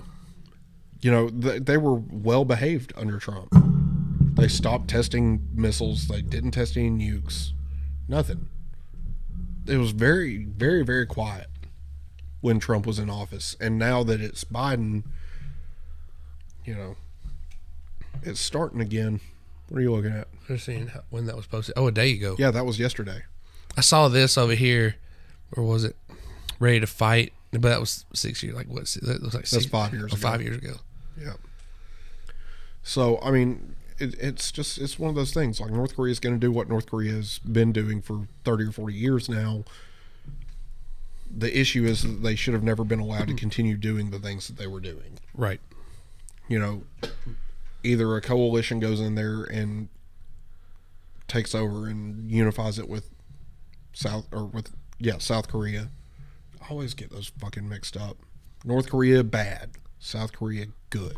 Prope says the world needs a moral upgrade. Really, people just need to be better people. Well, yeah, that's true too. But again, when you've got people lying to you every day, telling you, you're killing grandma or whatever, and literally turning Americans, you have the human condition, citizens against each other, you're never going to get that. At the end of the day, people are going to look out for themselves. Yep. And that one thing you can always depend on is that people are going to look out for themselves. Anyway, so that's pretty much all the major political developments. Which means, hold on 1 second, take a little halftime break here. Oh shit! We are in overtime with Alabama and LSU. 24. That's not good. To 24. I don't want to talk about that. I'm just saying, give a little update. Thanks for killing my buzz. Well, appreciate that. Is what it is. Fucking dickhead. But it's time for Prope's favorite segment and Jason's favorite segment. It's time for Joe's Conspiracy Corner.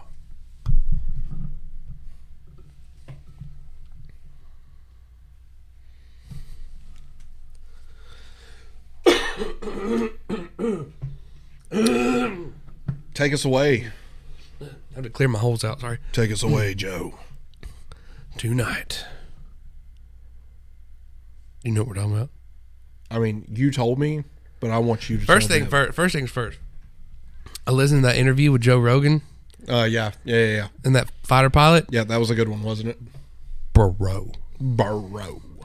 So basically, the weird part to me is this fighter pilot's like, yeah, man, these things are out there like every day, and we just kind of ignore them. They didn't ignore them, but they knew they were there. But to them, like, getting trained to go to war was more important than focusing on whatever these things were. Right. Well, at the end of the day, they're soldiers. You know, that to me is so weird. So, like, I guess I could never be a soldier because I'd be looking at my command being like, bro.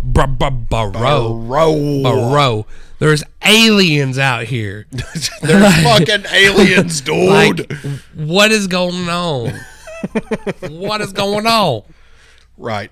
Yeah, no, I get that. But see, but he kind of explained it away later because he said that what they assumed it was, you know, some top secret experimental shit. Right. And that they just didn't know about. So that's what they thought it was at first. Yeah, of course. But if anybody hasn't listened to it, it's Joe Rogan's interview with what's his name? I don't remember his name. I can pull it up. Hold on. Yeah. But tonight we were talking about time travel and teleportation because they're kind of go hand in hand. Ooh, that's an exciting one. Teleportation, I feel like, is a smaller subject, so we're going to talk about teleportation first. So teleportation, you know, just give me a definition, is the act or process of moving an object or person by psychokinesis. Hold on, time out. Ryan Graves. It was the Joe Rogan Experience number 1883. Ryan Graves. Check that out. It's good. Really good. I didn't listen to the whole thing, but I listened to a lot of it. Yeah, I've got like 39 minutes left on it or something like that. But teleportation is the act or process of moving an object or person by psychokinesis. Real man of genius. I would think you would have to have a pretty big brain to do that. Correct. That's why I played that sound. Instantaneous travel is instantaneous travel between two locations without crossing the intervening space. So, I'm going to be honest with you. I'm kind of retarded. What? This had better be good. Okay, so we have, what the hell, top 10 creepiest things caught on camera. That's not what I wanted. Well, you sent some stuff to the Discord. I did. Okay, yeah, just go to the Discord, and it's teleportation. Yeah, there we go. For decades, teleportation has been one of the mainstays of science fiction films and books. But what if teleportation wasn't fiction at all? To be able to disappear and reappear at will sure does sound pretty far-fetched. But just you wait. We brought together visual evidence that might have you changing your tune. Today, you can be the judge. We're going through the top 10 mysterious cases of teleportation that can't be explained. This has always been super interesting to me. If it wasn't for the CCTV camera this motorist had set up in their car, we wouldn't have any video of the bizarre feat you are about to see. Oh, hell. In it, a truck on a highway swerves momentarily, and a mysterious unknown figure appears to walk out of the truck itself, almost as if they were a ghost. But this figure seems rewind that. real. Rewind that, John. Could they have the CCTV you are about to see? Unknown figure in it. A truck on a highway swerves momentarily. What? That guy literally just came out of the side of the truck itself. But the weird thing is, like, almost he as just if they were a ghost. He just keeps walking like it's nothing. All too real itself, almost as if, and a mysterious unknown in it. A truck on a highway swerves momentarily, and a mysterious unknown figure appears to walk out of the truck itself. Hold on. So here's the thing. He was swerving, and I assume he was swerving because of this person. But also look at how tall and lanky this person is. It's a gray. That's a fucking gray, dude. It's a gray, bro. Look at even the coloring. Like, that's a gray in a lab coat. That's what that looks like. E.T. is phoning home, baby. Anyway. Almost as if they were a ghost. But this figure seems all too real. Could they have teleported into the middle of the highway? Check out the footage and judge for yourself. Bicycle on the blink. This short video starts off innocently enough. A couple of Russian men are chatting at a park. But don't keep your eye on them. The important thing in this video is the man on the bicycle. What man on the bicycle, you ask? Keep watching. The cyclist appears out of nowhere, and the crazy thing is that the two men don't even see him. Some people think that this is just an illusion caused by the camera angle, but that could possibly be.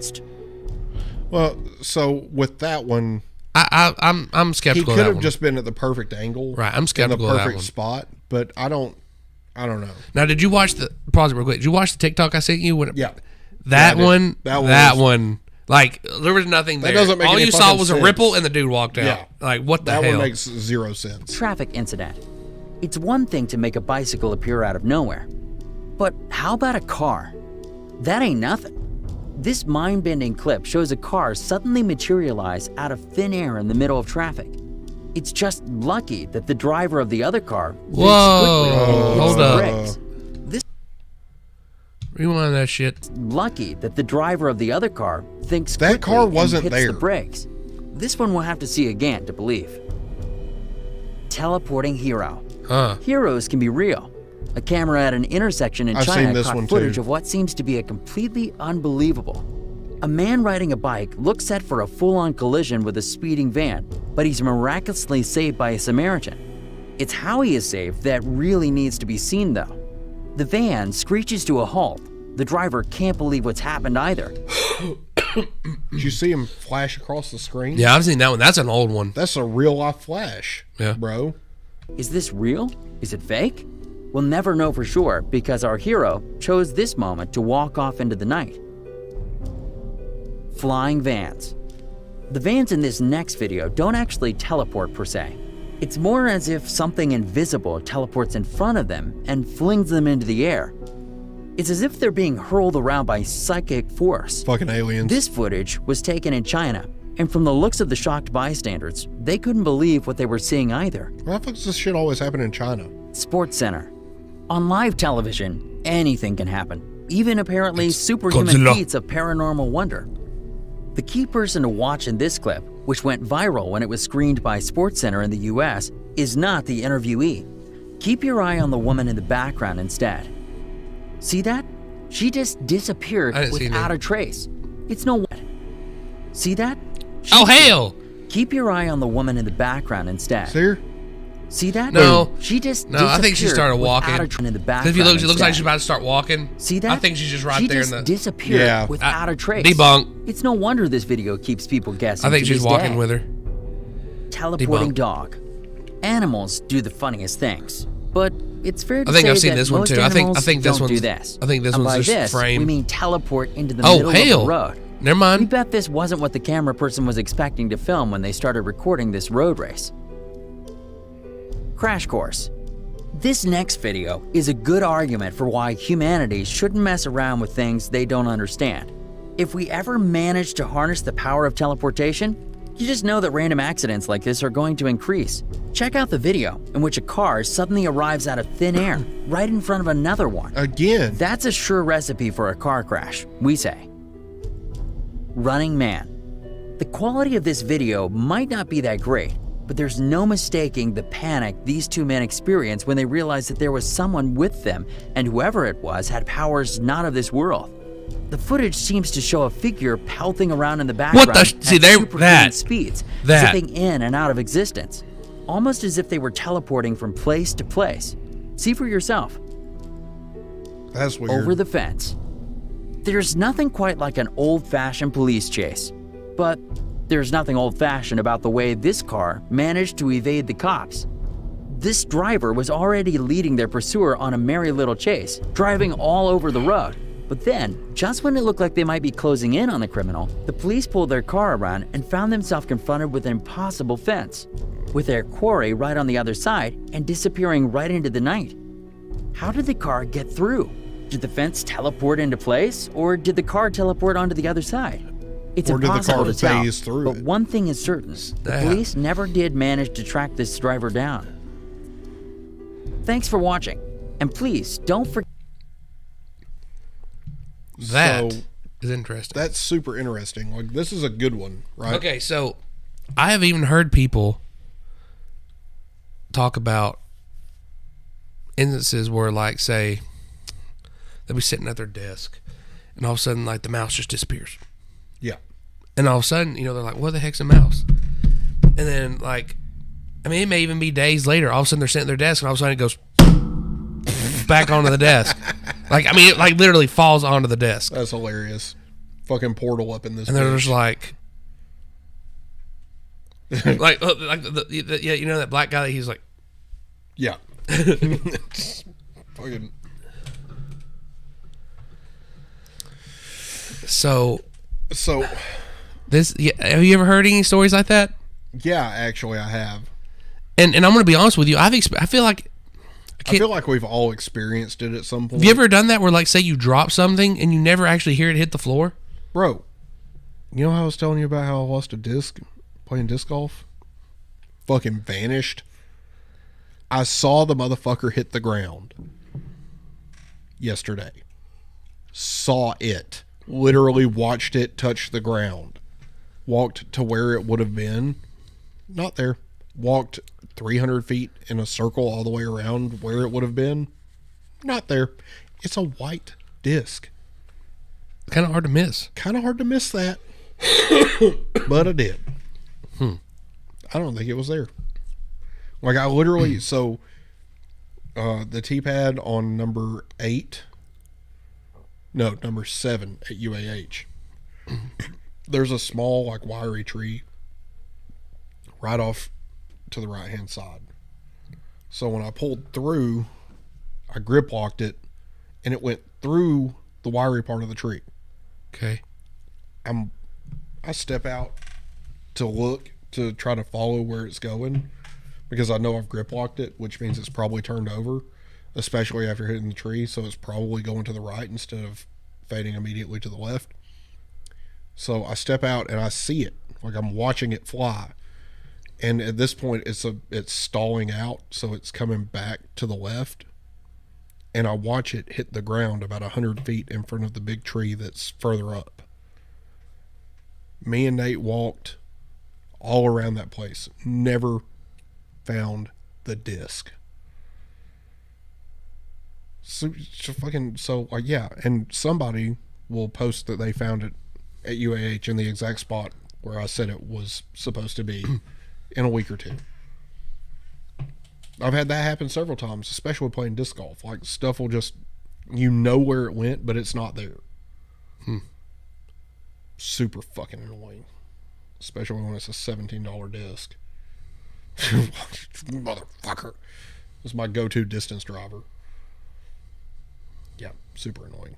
I threw 9 speeds the rest of the round because I didn't have anything higher. So anyway, but you had that must mean that there are random portals in this world. There's got to be something. There's something. Something's going on with the code. Come on, man. You know what I mean? You are fake news. Anyway, crazy conspiracy theorist. The next thing we're going to talk about. Don't be a dick. Is a little more interesting. Go. You know the thing. I'm having fun with the button. Time travel. Ooh, time travel. Now this is one that I really get into because there's other stuff involved with the time travel conspiracies than just time travel. Right? There's it goes deep. There's the Montauk Project. I haven't heard of that. The Philadelphia Experiment. They all have elements of time travel. Like Al Bielek. Have you ever heard of him? He was involved in the Philadelphia Experiment. Supposedly. And him and his brother traveled all over time. But anyway, you have a video for the time travel. It's just a generic one. While you're playing that, I'm gonna look this stuff up. Are these time travel stories real or fake? We'll let you decide. Welcome to Watch Mojo. The Philadelphia Experiment is down actually our picks super for interesting. the top 10 There's actually a craziest movie time travel about that. stories. Yeah. For this list, we're going over the strangest and most outlandish claims of time travel experiences. Naturally, none of these can be 100% verified, but they are fun to think about. Number 10, John Titor. In the early 2000s, online posts from this alleged time traveler took the internet by storm. John Titor claimed to be a U.S. soldier from the year 2036 in a parallel timeline. He shared grainy photos of his time machine, as well as cryptic warnings about the future. A subsequent investigation concluded that Titer was probably entertainment lawyer Larry Haber, but there are still some believers out there. If he was real, though, our timeline must have diverged significantly, because his prediction of a second American Civil War in 2004 did not come to pass. Number 9. Noah. Imagine if you could go back in time and meet your younger self. What would you say? Well, in 2017, a man calling himself Noah claimed to be from 2030 and passed a lie detector test. I came back to this time from the future after a failed mission. I am here to tell the truth about everything. He subsequently appeared in a video with a Noah from 2070. They provided vague descriptions of the future like, quote, cars are very fast, they get pushed by the road. So, looks like in the future no one understands how technology works either. It's a shame that 2018 Noah wasn't there too, but maybe 3 Noahs would have collapsed reality. Noah's predictions included advanced AI, a manned mission to Mars, and cures for cancer. Alas, a man named Jason later claimed he was Noah, and it was all a hoax. Damn it. My real name is Jason, and I am not a time traveler. I'm just a regular guy, unemployed, living at home. I wanted to tell you all the truth about who I really am. Number 8. The year 5000 photo. This man claims he has been to the year 5000. What kind of evidence would we accept from a real time traveler? Well, in 2018, a man named Edward claimed to have traveled to the year 5000 and returned with photographic proof. Edward asserts that in 2004, he was selected for a secret project which sent him into the future. According to him, the photo he shared of an underwater city is actually Los Angeles 3,000 years in the future. I took it with me as a guarantee of solving the question about my citizenship. By that time, the world will have been flooded by climate change and humankind will survive by living in floating cities, such as the one from which he took the photo. Whether it's true or not, Waterworld. we just hope the future isn't like Waterworld. Well, excuse me. Did I say anybody could leave before the battle was over, did I? No. Well, do something. I hate sales. Number 7. The Montauk Project. Oh, snap. Was Stranger Things inspired by real-life time travel experiments? Sort of. The hit Netflix show was influenced by the book The Montauk Project, Experiments in Time by Preston B. Nichols and Peter Moon. In the book, Nichols shares his alleged experiences at Camp Hero in Montauk, where experiments on children with psychic powers supposedly opened portals to other dimensions and times. The core idea in the Montauk Project was a wrangling of human experiments, and this isn't far from fact. The book also describes the tale of Al Bielek, who claims to have been part of the famous Philadelphia experiment in the 1940s, which supposedly teleported the battleship USS Eldridge through time. During one trial, the ship rematerialized 200 miles away in Norfolk, Virginia, before disappearing again. Now, this one is super interesting because of the fact that these sailors were supposedly, like, melted into the walls of the ship when it got back. Like, and the purpose of the experiment wasn't even like time travel. It was like active cloaking, like active camouflage. Right. To make the ships completely undetectable. But they discovered time travel instead. But instead they discovered time travel, which I don't believe for a second, but it's really interesting because, I mean, it's kind of feasible, right? But not really. So, anyway. And reappearing once more in Philadelphia. Number 6. Vanishing 1940 Car. Originally shared in a 1988 magazine article, this story follows 2 men who, on an early afternoon in Louisiana during 1969, encountered a vehicle from the past. While driving on a highway, the duo glimpsed an older vehicle. Upon drawing closer, they saw the slow-moving car's license plate, which had the year 1940 on it. Inside, they saw a woman in 40s attire and a child who appeared scared and confused. After gesturing to her to pull over to see if she needed help, the 2 were astonished to see that the car had vanished. Another driver who witnessed the event also supported their claim. Whether it's true or not, we'll never know. Number 5. The Moberly Jourdain Incident. In 1901, two British teachers, Charlotte Ann Moberly and Eleanor Jourdain, were visiting the Palace of Versailles when they allegedly had a most unusual experience. While exploring the Petit Trianon, a small chateau on the grounds, the duo reportedly began seeing people in clothing from the 1700s, as well as buildings that hadn't existed since that same time period. One of the women claims to have seen Marie Antoinette in person, sketching on the grass. They published a book about their experiences in 1911 titled An Adventure. Skeptics have argued that they suffered a shared delusion or witnessed a fancy dress party. Or they had some really strong acid. Or weed.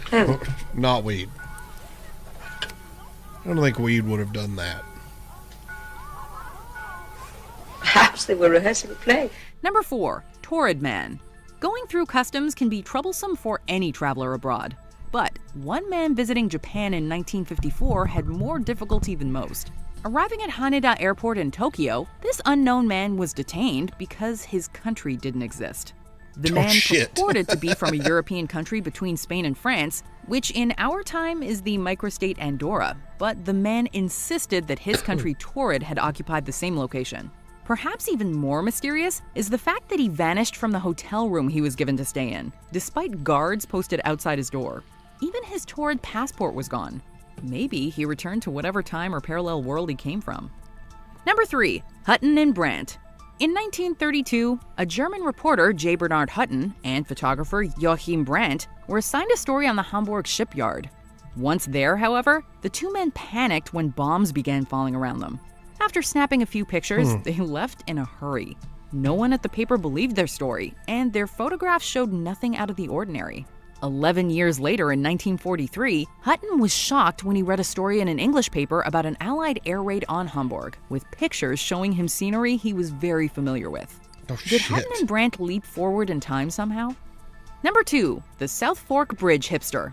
In 1941, the South Fork Bridge in British Columbia, Canada reopened and someone snapped a photo. That I've seen. Contained within the crowd of pedestrians is a possible anomaly. A man wearing sunglasses with what looks like a logo t-shirt under his sweater. While he might pass for a modern hipster today, next to the others in the photo, he looks incredibly out of place. While skeptics have pointed out that all of his clothing was available for purchase at the time, his choice in wardrobe still feels anachronistic. Was this man a time traveler or just ahead of his time? Before we fast forward through time to get to our number 1 pick, here are some honorable mentions. Jofar Voren. This man claimed to be from a country called Laxaria. Father Ernetti's chronovisor. This Italian priest and scientist allegedly built a time viewer.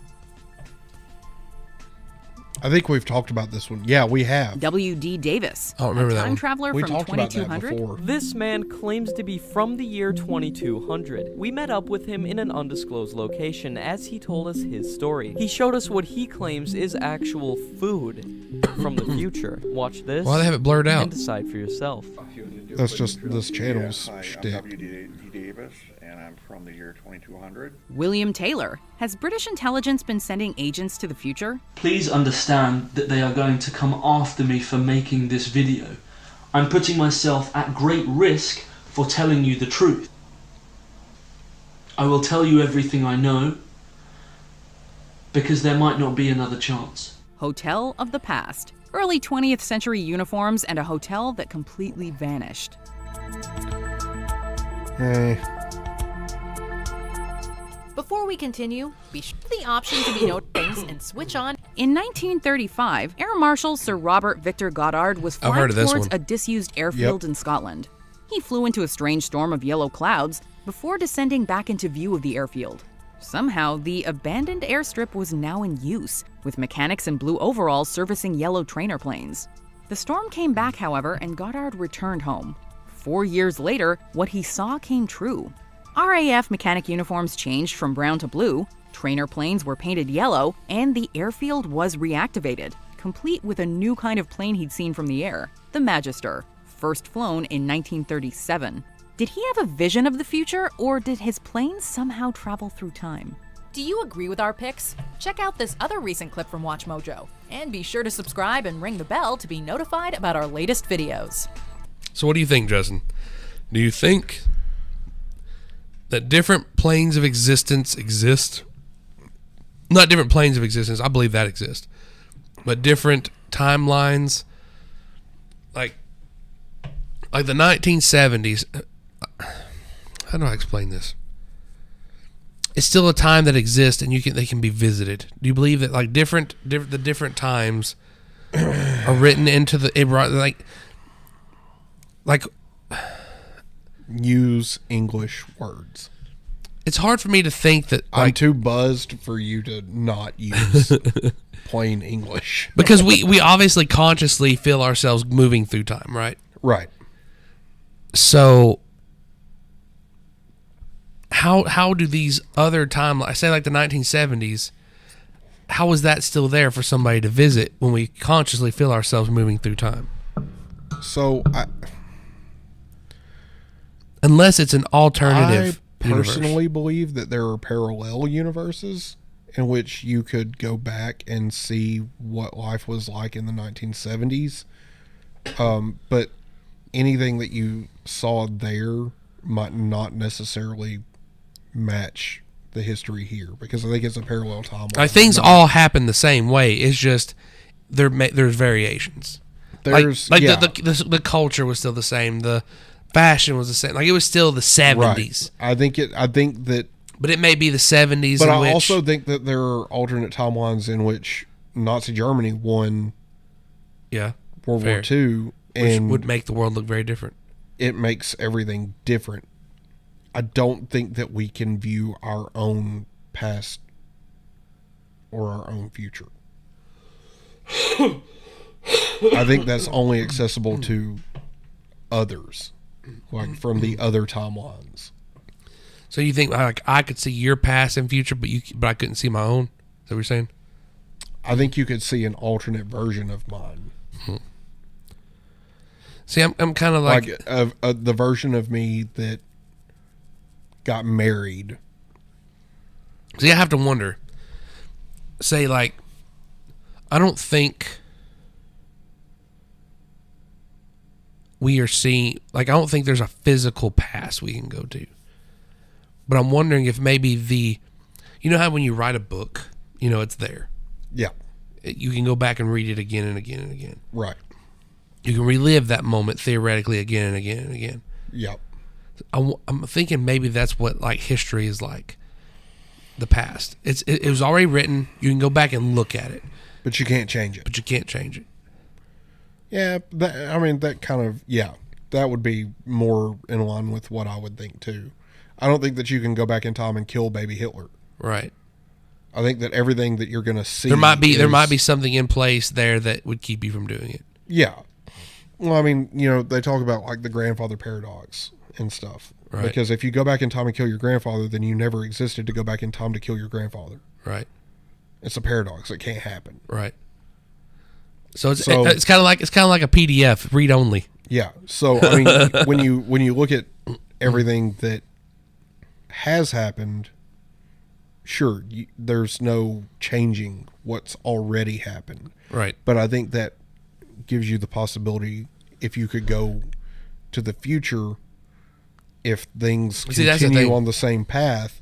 That's why I don't, but this is why I don't think that this is how it actually works. I think that if you go to a future, it's the future of an alternate version of your reality. Yeah. Because at the end of the day, if you go to the past and can't change anything, going to the future wouldn't tell you anything about how you could change the future. Or what if just something as simple as... I think time is determinate. Like it's set in stone. It's set. Like there's nothing you can do to change it. There's nothing almost like that destiny. We as an individual could do. But, and again, that goes to like a biblical... Like time is predestined. Right. So like even in the Bible, it says that God knows all things that will happen. Right. So from a religion perspective, I think there's no way to change what's going to happen because God already knows what's going to happen. You can go look at it. You can look at it, but you can't change it. Right. So, like, even if you were to go look at it and then come back and be like, we've got to make these changes or this is going to happen. No matter what you do. No matter what you do, it's going to continue down that path to go to the future that already exists. Worst case scenario, you may prolong it, but it's going to happen. The inside of my left nostril itches so bad. Anyway. Like, you may do something to prolong it. Correct. But it's still going to happen no matter what. Yeah. I whether it takes more years to get to that point, I think that no matter what you do to change it, it's still going to happen. I agree with that. So, determine it. This is a very... It's a deep one, right? Because this is deep. And we could go way deeper. We could be here for another 2 hours. Right. We're not going to be. No. But... my butt's starting to hurt. Mine too. That's why I've slouched back. Because my butt was starting to hurt. That's why I'm like doing kinds of weird... There we go. Maybe. My nose won't stop itching. And that's making other things itch. And I don't like that at all. Anywho. What do you think, Justin, about Joe's Conspiracy Corner this week? I think it was a pretty good one. I have been delivering, have I not? Yeah, I think this one was a little bit more lackluster than the last two. Well, it's because it's time travel. It was a 2-for-1. But time travel is one of those things that everybody can get behind. Right. Right. So, I think next week you should really deep dive the Philadelphia experiment. I was going to say... Because the story of Al Bielek, as told by conspiracy theorists, and there's a couple of podcasts I'll send to you where you can listen to all of the stuff. Crap, there was one I was wanting to do. But it was more like birds aren't real. It was going to be more of like a phony one. Yeah. A phony conspiracy. What was it? I can't remember now. One of those videos reminded me of it. Now I can't remember. Well, if you don't know, I definitely don't know. Dang it, man. So, but anyway, that's are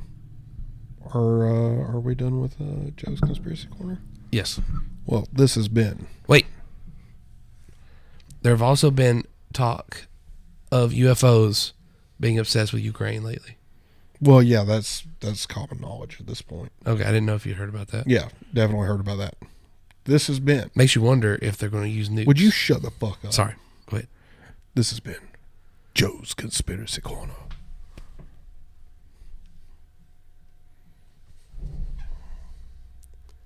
Which one? Yellow. No, yeah, the yellow. Oh, man. What a show this has been. It has been good. It's been... I think this is probably the most fun I've had doing the show since the Rittenhouse episode. Maybe. And it's super weird, but, it's just... It's one of the...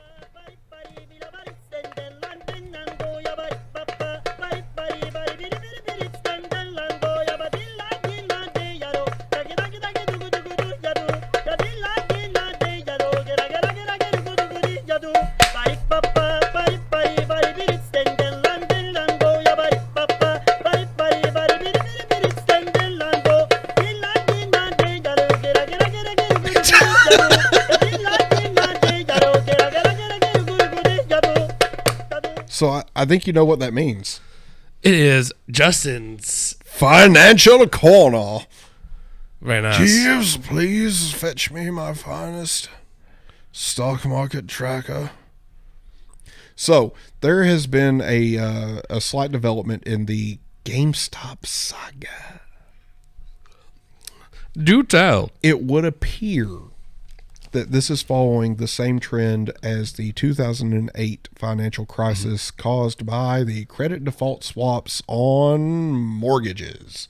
Are you saying we're going for another crash, Justin? No. Okay, well, yes, we are, but that's not the point of this. The point is that as it pertains to GameStop itself, right, it would appear that they have been using bullet swaps, which do not have to be reported. There's no telling how many of them there are, but they're normally like a 2-year, a 3-year, or a 5-year thing.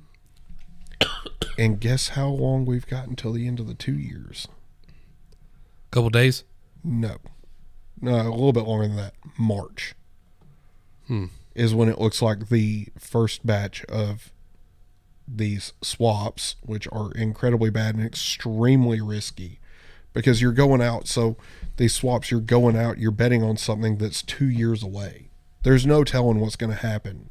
So they're incredibly, incredibly risky. So the,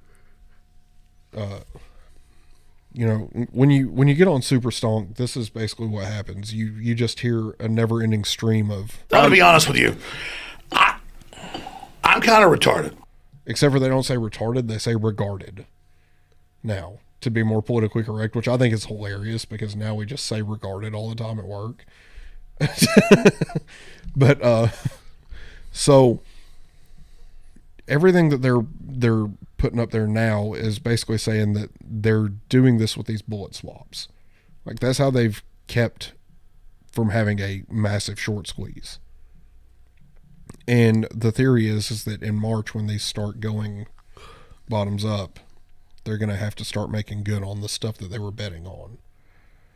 So that's how they've been shorting it all this time and still maintaining the price level at the way it is. But they can't drop it anymore. And if you look at the chart for GME here lately, it's been very steady.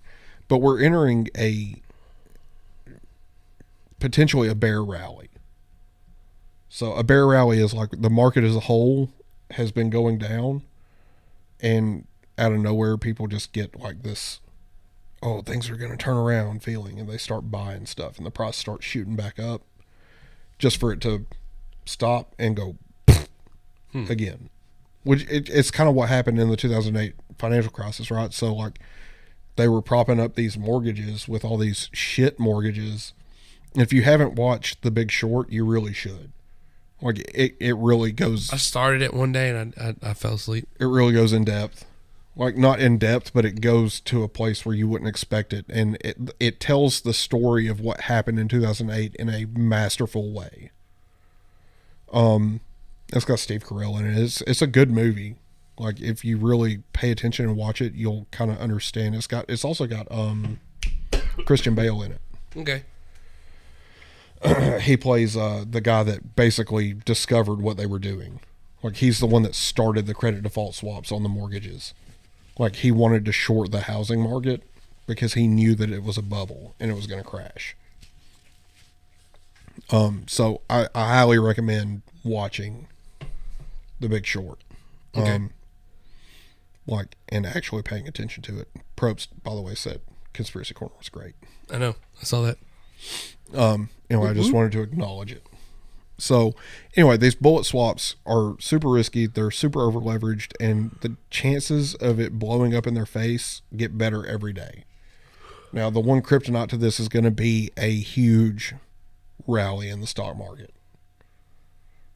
Because if the stock market rallies and then their collateral all gains in value, it's easier for them to cover their risk. Gotcha. It's easier to prevent getting truly margin called. So, I mean, all the evidence is still piling up. Like, we're still finding new things that they're fucking us with. But, I mean, at the end of the day, the stock market's a fucking scam. And that has been Justin's Financial Corner. Bravo. So, I might have butchered that a little bit because I really, like, Nate was talking to me about it when we were on our way to the disc golf course because I went and picked Nate up. So Nate was really telling me all about this stuff, and I paraphrased as much as I could of what he said to me. Because Gotcha. He's the one that really is still diving deep. I'm just zen. Like, I don't care. It's either going to squeeze or it's not. Right. At the end of the day, I'm only out a couple grand. And it was money that I didn't have access to anyway. So, whatever. It's a pretty safe bet. I sent a link to the Discord. Oh, really? And it's since Tuesday is midterm day. What, pray tell, is this? It is. Oh, nope, not gonna work.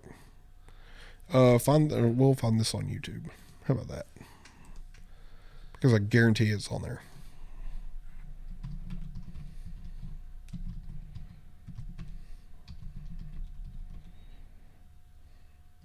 Is that what it's called? How to Defeat MAGA Republicans? That's exactly what it was. Hey, look, there it is. How to defeat MAGA in 3 easy steps. The secret is to bring 3 people along with you to vote. That's it. It's called vote tripling, and it's super easy, plus it's scientifically proven to be an effective way to get people to vote. Go science. Here's how it works. Every single one of us has people in our lives that share our values, but who need an extra nudge to get to the ballot box. If we help them make a plan to vote and follow through on that plan, The impact is huge. Think of it as a ripple effect. You get 3 people to pledge to vote, you help them make their vote plan, you figure out where they're going, when they're going, and who they're going with. Then they get 3 people in their life to do the same. The ripple turns into a wave, and the wave turns into a high turnout rate, which leads to better outcomes for all of our communities. Because when we vote, we win. So, call or text 3 people and make a plan to vote. Sign up to be a vote tripler in the link below. And make sure to share this video with others so that they can get in on the action too. Every one of those people was either gay or stupid, or they looked like they wouldn't make it through a metal detector.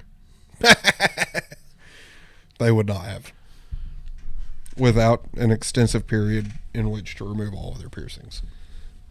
But see, on the Facebook page, it doesn't say anything about MAGA Republicans. It says your vote is your voice. But this is what they're doing. They're making it about MAGA, which I don't know if you know this, but that's having the opposite effect that they want, because it's just making these MAGA Republicans go out and vote.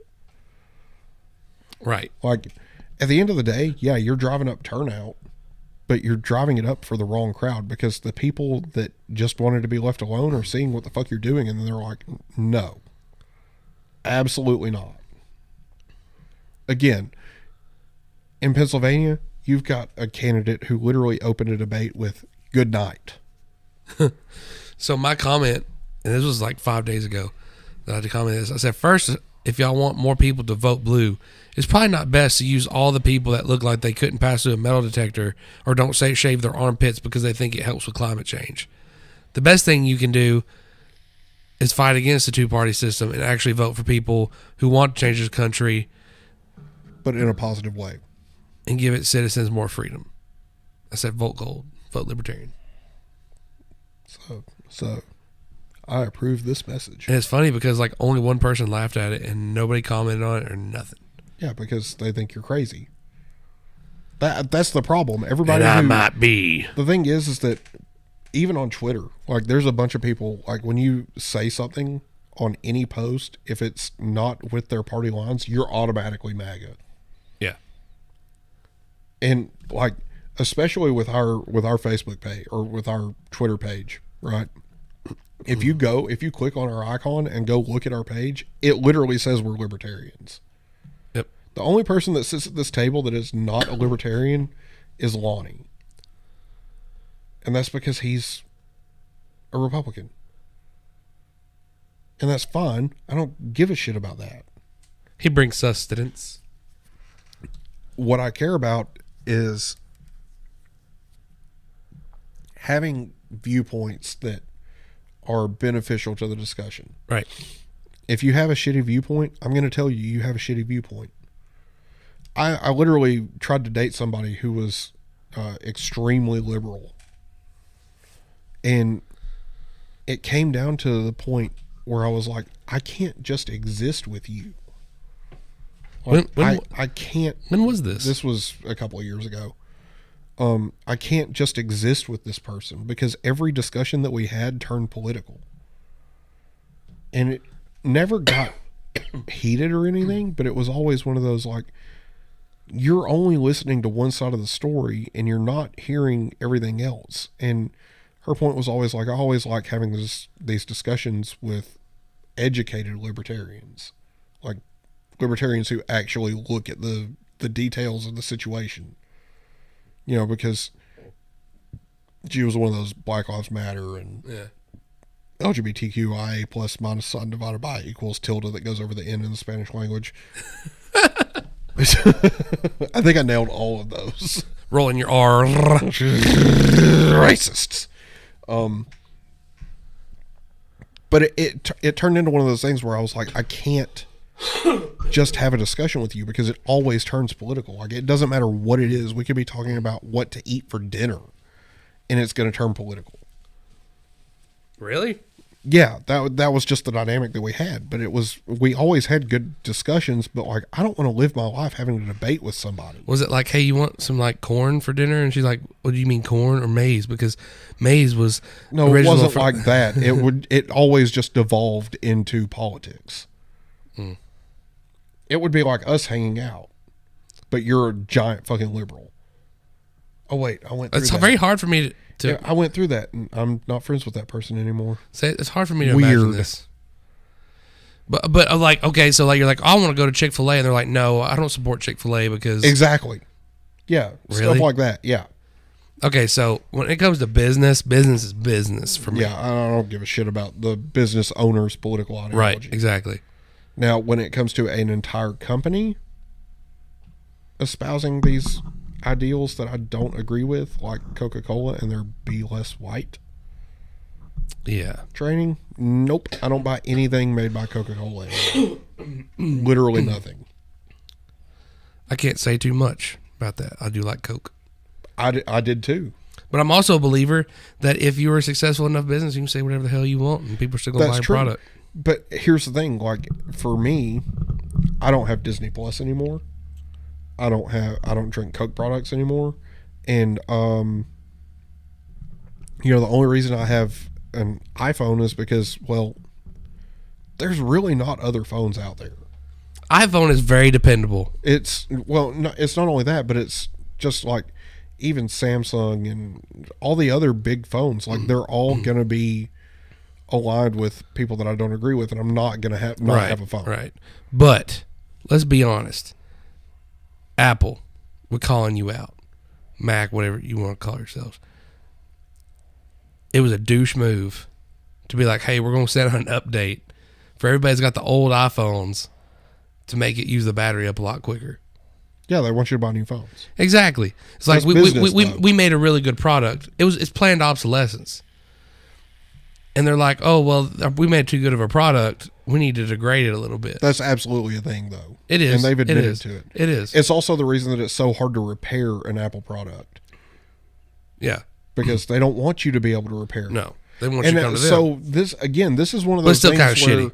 Yeah, but this is one of those things where I go over to the Democrat side and say, hey, I agree with you on this, because there was actually a big debate over planned obsolescence and the ease of repair for certain phones, like the iPhone. Right. That Elizabeth Warren brought up several times in the past couple of years. Right. And the thing is like Apple's actually making some moves that make it easier to, not have to buy Apple or whatever. But see, really though, like their next generation iPhones are going to have USB-C chargers. That's still not left wing. In libertarian world, if I can fix an iPhone, I shouldn't have to have their permission to fix it. It's not that you don't have their permission. It's just that it's hard to do. Like, they design their products intentionally so that if you break it or mess it up in certain ways, you have to buy another one. Or you really want to buy another one. They make it so that repairing the phone is harder than just buying a new one. Which, for them, that's great. It's a great business model for them, because that means people are going to continue to buy their new products. But you got to think of and as a business person, you got to think of the people that cannot afford to go out and buy an iPhone constantly, right? Especially when they're going up to $1,000 a phone. Yeah, I mean, exactly. Yeah, it's a $1,300. Like, people can't can't afford that, but yet a lot of people that are talking about, oh, down with the capitalism, they're walking around with that stuff. Yeah, they're a walking billboard for those companies. I don't know, man. It's to the point where I really can't even fucking care anymore. Whatever, you do what you want to do. But again, I have some principles that I'm not willing to compromise on, right? Disney is one of those companies where they don't espouse my values. They're blatantly obvious about it, and I'm not going to support them. Right. Like, I'm not going to give my hard-earned money to a company that hates me. Right. That's just not going to happen. Now, I do have a funny in the Discord. Good. Because I was about to say it is time for the funny, and then it is time to wrap this motherfucker up. And it has been a fantastic show. I really have enjoyed this one, Joe. It has been good, Bob. Where'd you put it? It is up. Huh? Right there. Oh, this one. Okay, so I think this one deserves a little bit of context. Oh, yeah. So I have not been a cowboy boot person since I was a small child, right? And Thursday, I ordered a pair of Laredo cowboy boots. Should I pull them up? Should I show? Nah. Well, I mean, but look at me. Maybe I do look like the cowboy boot type. I don't know. Somebody told me that they were surprised I didn't have a pair already. Hold on, before we get too far. Probe saying, are you saying that businesses don't have a moral responsibility for all the damage they profit off of? I think they do. Businesses should be allowed to do whatever they want, but have to face the consequences of their action like an entity. That's my stance. That's your stance? Yeah. There are consequences to your actions. Right. And if you're going to push training that says your white employees should try to be less white, you can go fuck yourself. Yeah. You're a racist piece of shit, and I'm not doing business with you. I think that should be the way things work. Then why are you still buying Coke products? No, I'm saying I think that's the way things should work. Like, if people disagree with something, then just don't buy their stuff. Then why are you buying Coke products? Because I know you disagree with that shit. I don't disagree with it enough to not buy it. Okay. So I disagrry with it, but it's not. It's not. There are consequences to actions from some people, but not others. Right. Because other people don't necessarily. I mean, when I say don't disagree, like, there's no part of it that I agree with. Right. You just don't care enough. I don't care enough about them saying that to not buy Coke. I get you. But again, that's like the Disney thing. You know, they're not so secret queer agenda. Oh, yeah. Yeah. No, I'm not going to fucking watch any of your shit now. Congratulations. And if I do watch it, I'm not going to pay you to watch it. Right. Probe says those consequences should not always be from laws, but from the people. If a business is evil, stop giving them your money. I feel like there is a line, though. Again, it comes down to personal, like, is this enough to make me stop buying their products? For me, pushing racist training was enough. Because at the end of the day, that was racist. And I feel like when it comes to the children, though. But imagine if that was directed at their African American employees. Oh yeah, and it told them to try to be less. Coca-Cola would burn. Told them to try to be less African. Right, Coca-Cola would burn. So why shouldn't it be? Pepsi. Why shouldn't it be the same? Oh, I agree. But see, and on the other hand, too. Not to sound racist, but I feel like white people, we really just don't give a shit about like that stuff like black folks do. Right. We just don't. We don't care. You know, because to us, it's whatever. You know? Yeah. You know, like if somebody walked up to us and called us a racial slur, we'd be like, whatever, bro. Good for you. It's like that. It just doesn't bother us as much. Like the video of the kid at the computer who's like, yeah. Like, it just doesn't bother us as much, man. Like, I don't know. That's the thing. Like, I'm principled enough that if you're going to tell me that I'm a racist, I'm not going to be friends with you. Right.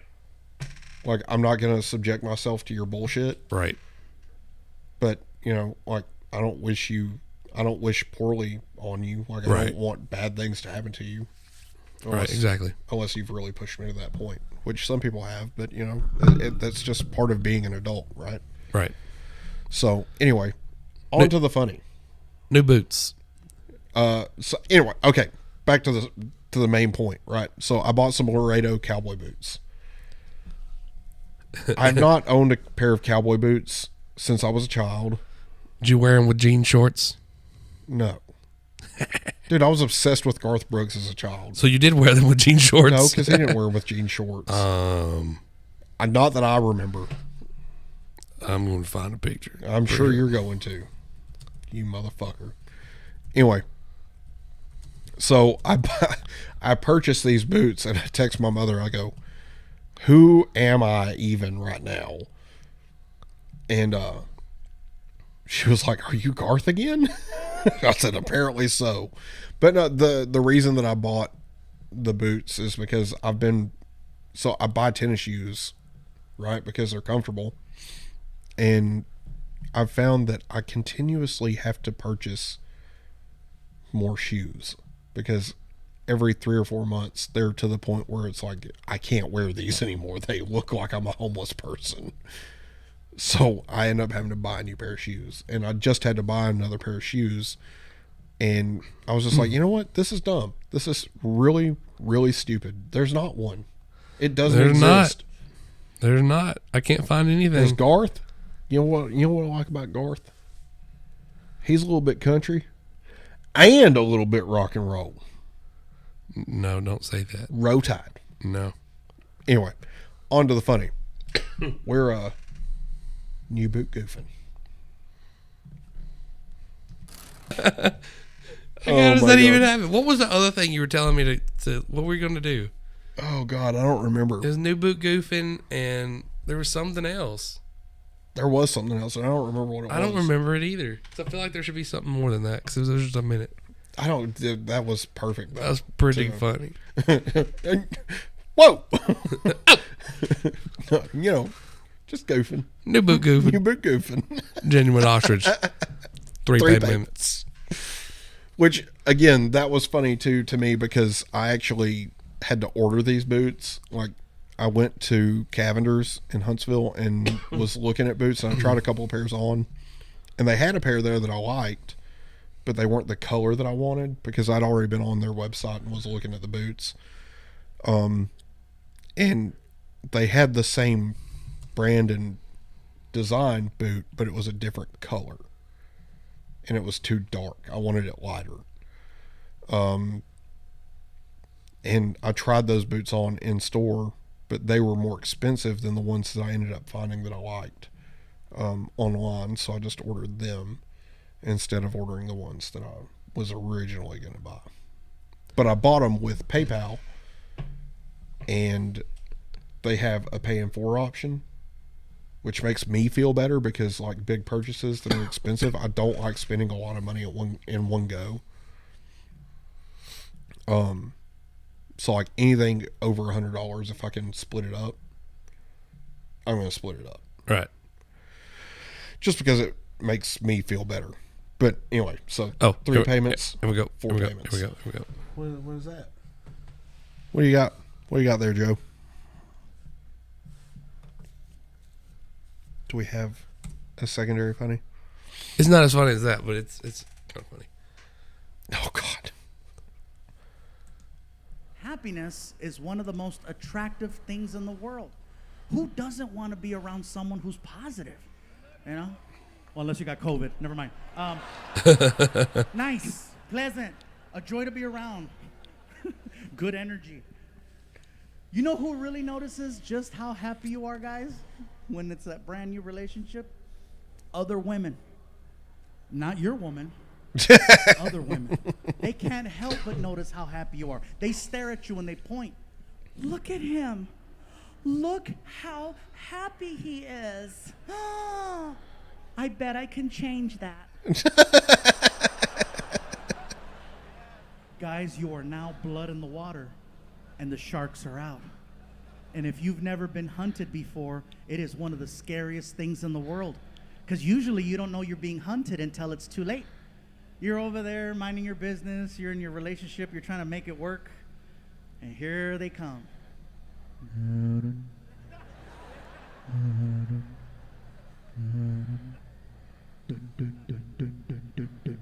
Before you know it, it's too late. She's got a hold of you, and she has you pinned down in the back seat of a car. And she's hitting you. She's hitting you with a baby shark. Baby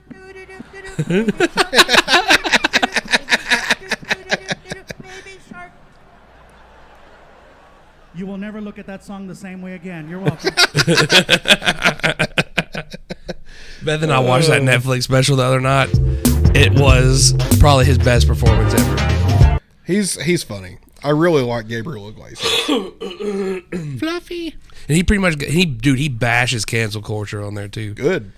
And it's funny because, you know, as a society we think, oh, Mexicans, you know, we got to be real sensitive around them. Mexicans don't give a shit. Mexicans are probably more racist than we are. Probably. No, they are. Like they will say they are too. Makes sense. Like they don't give a shit. And they don't give a shit if you're racist towards them. Sometimes I think it's funny. Yeah. Like I know some Mexican guys. One of them was like, "Yeah, man, we're like," he'd be like, "We'll be at work and we'll be racist towards each other." Of course. Just kind of like how white people do that junk too. Exactly. And then as soon as you know get a black person involved, they're like, "Oh, we're sensitive, you know, and we come from Africa." And yeah, you didn't come from Africa, but you come from your mother's vagina in Boston. Shut up. Shut your mouth. Well, you know, I hate to see a show like this end because it's been really fun, but it is about that time. Hopefully next week is as it was a good show, good as this one. Yes, I truly enjoyed this one. Cody, that means you're not invited. Yeah, you're not invited. Fucking I'm just kidding. You all better be here this next week. Yeah, for real. It's been a minute since everybody's been here. Yeah, motherfuckers. Anyway, I'm Justin. I'm Joe. Tally ho, lads.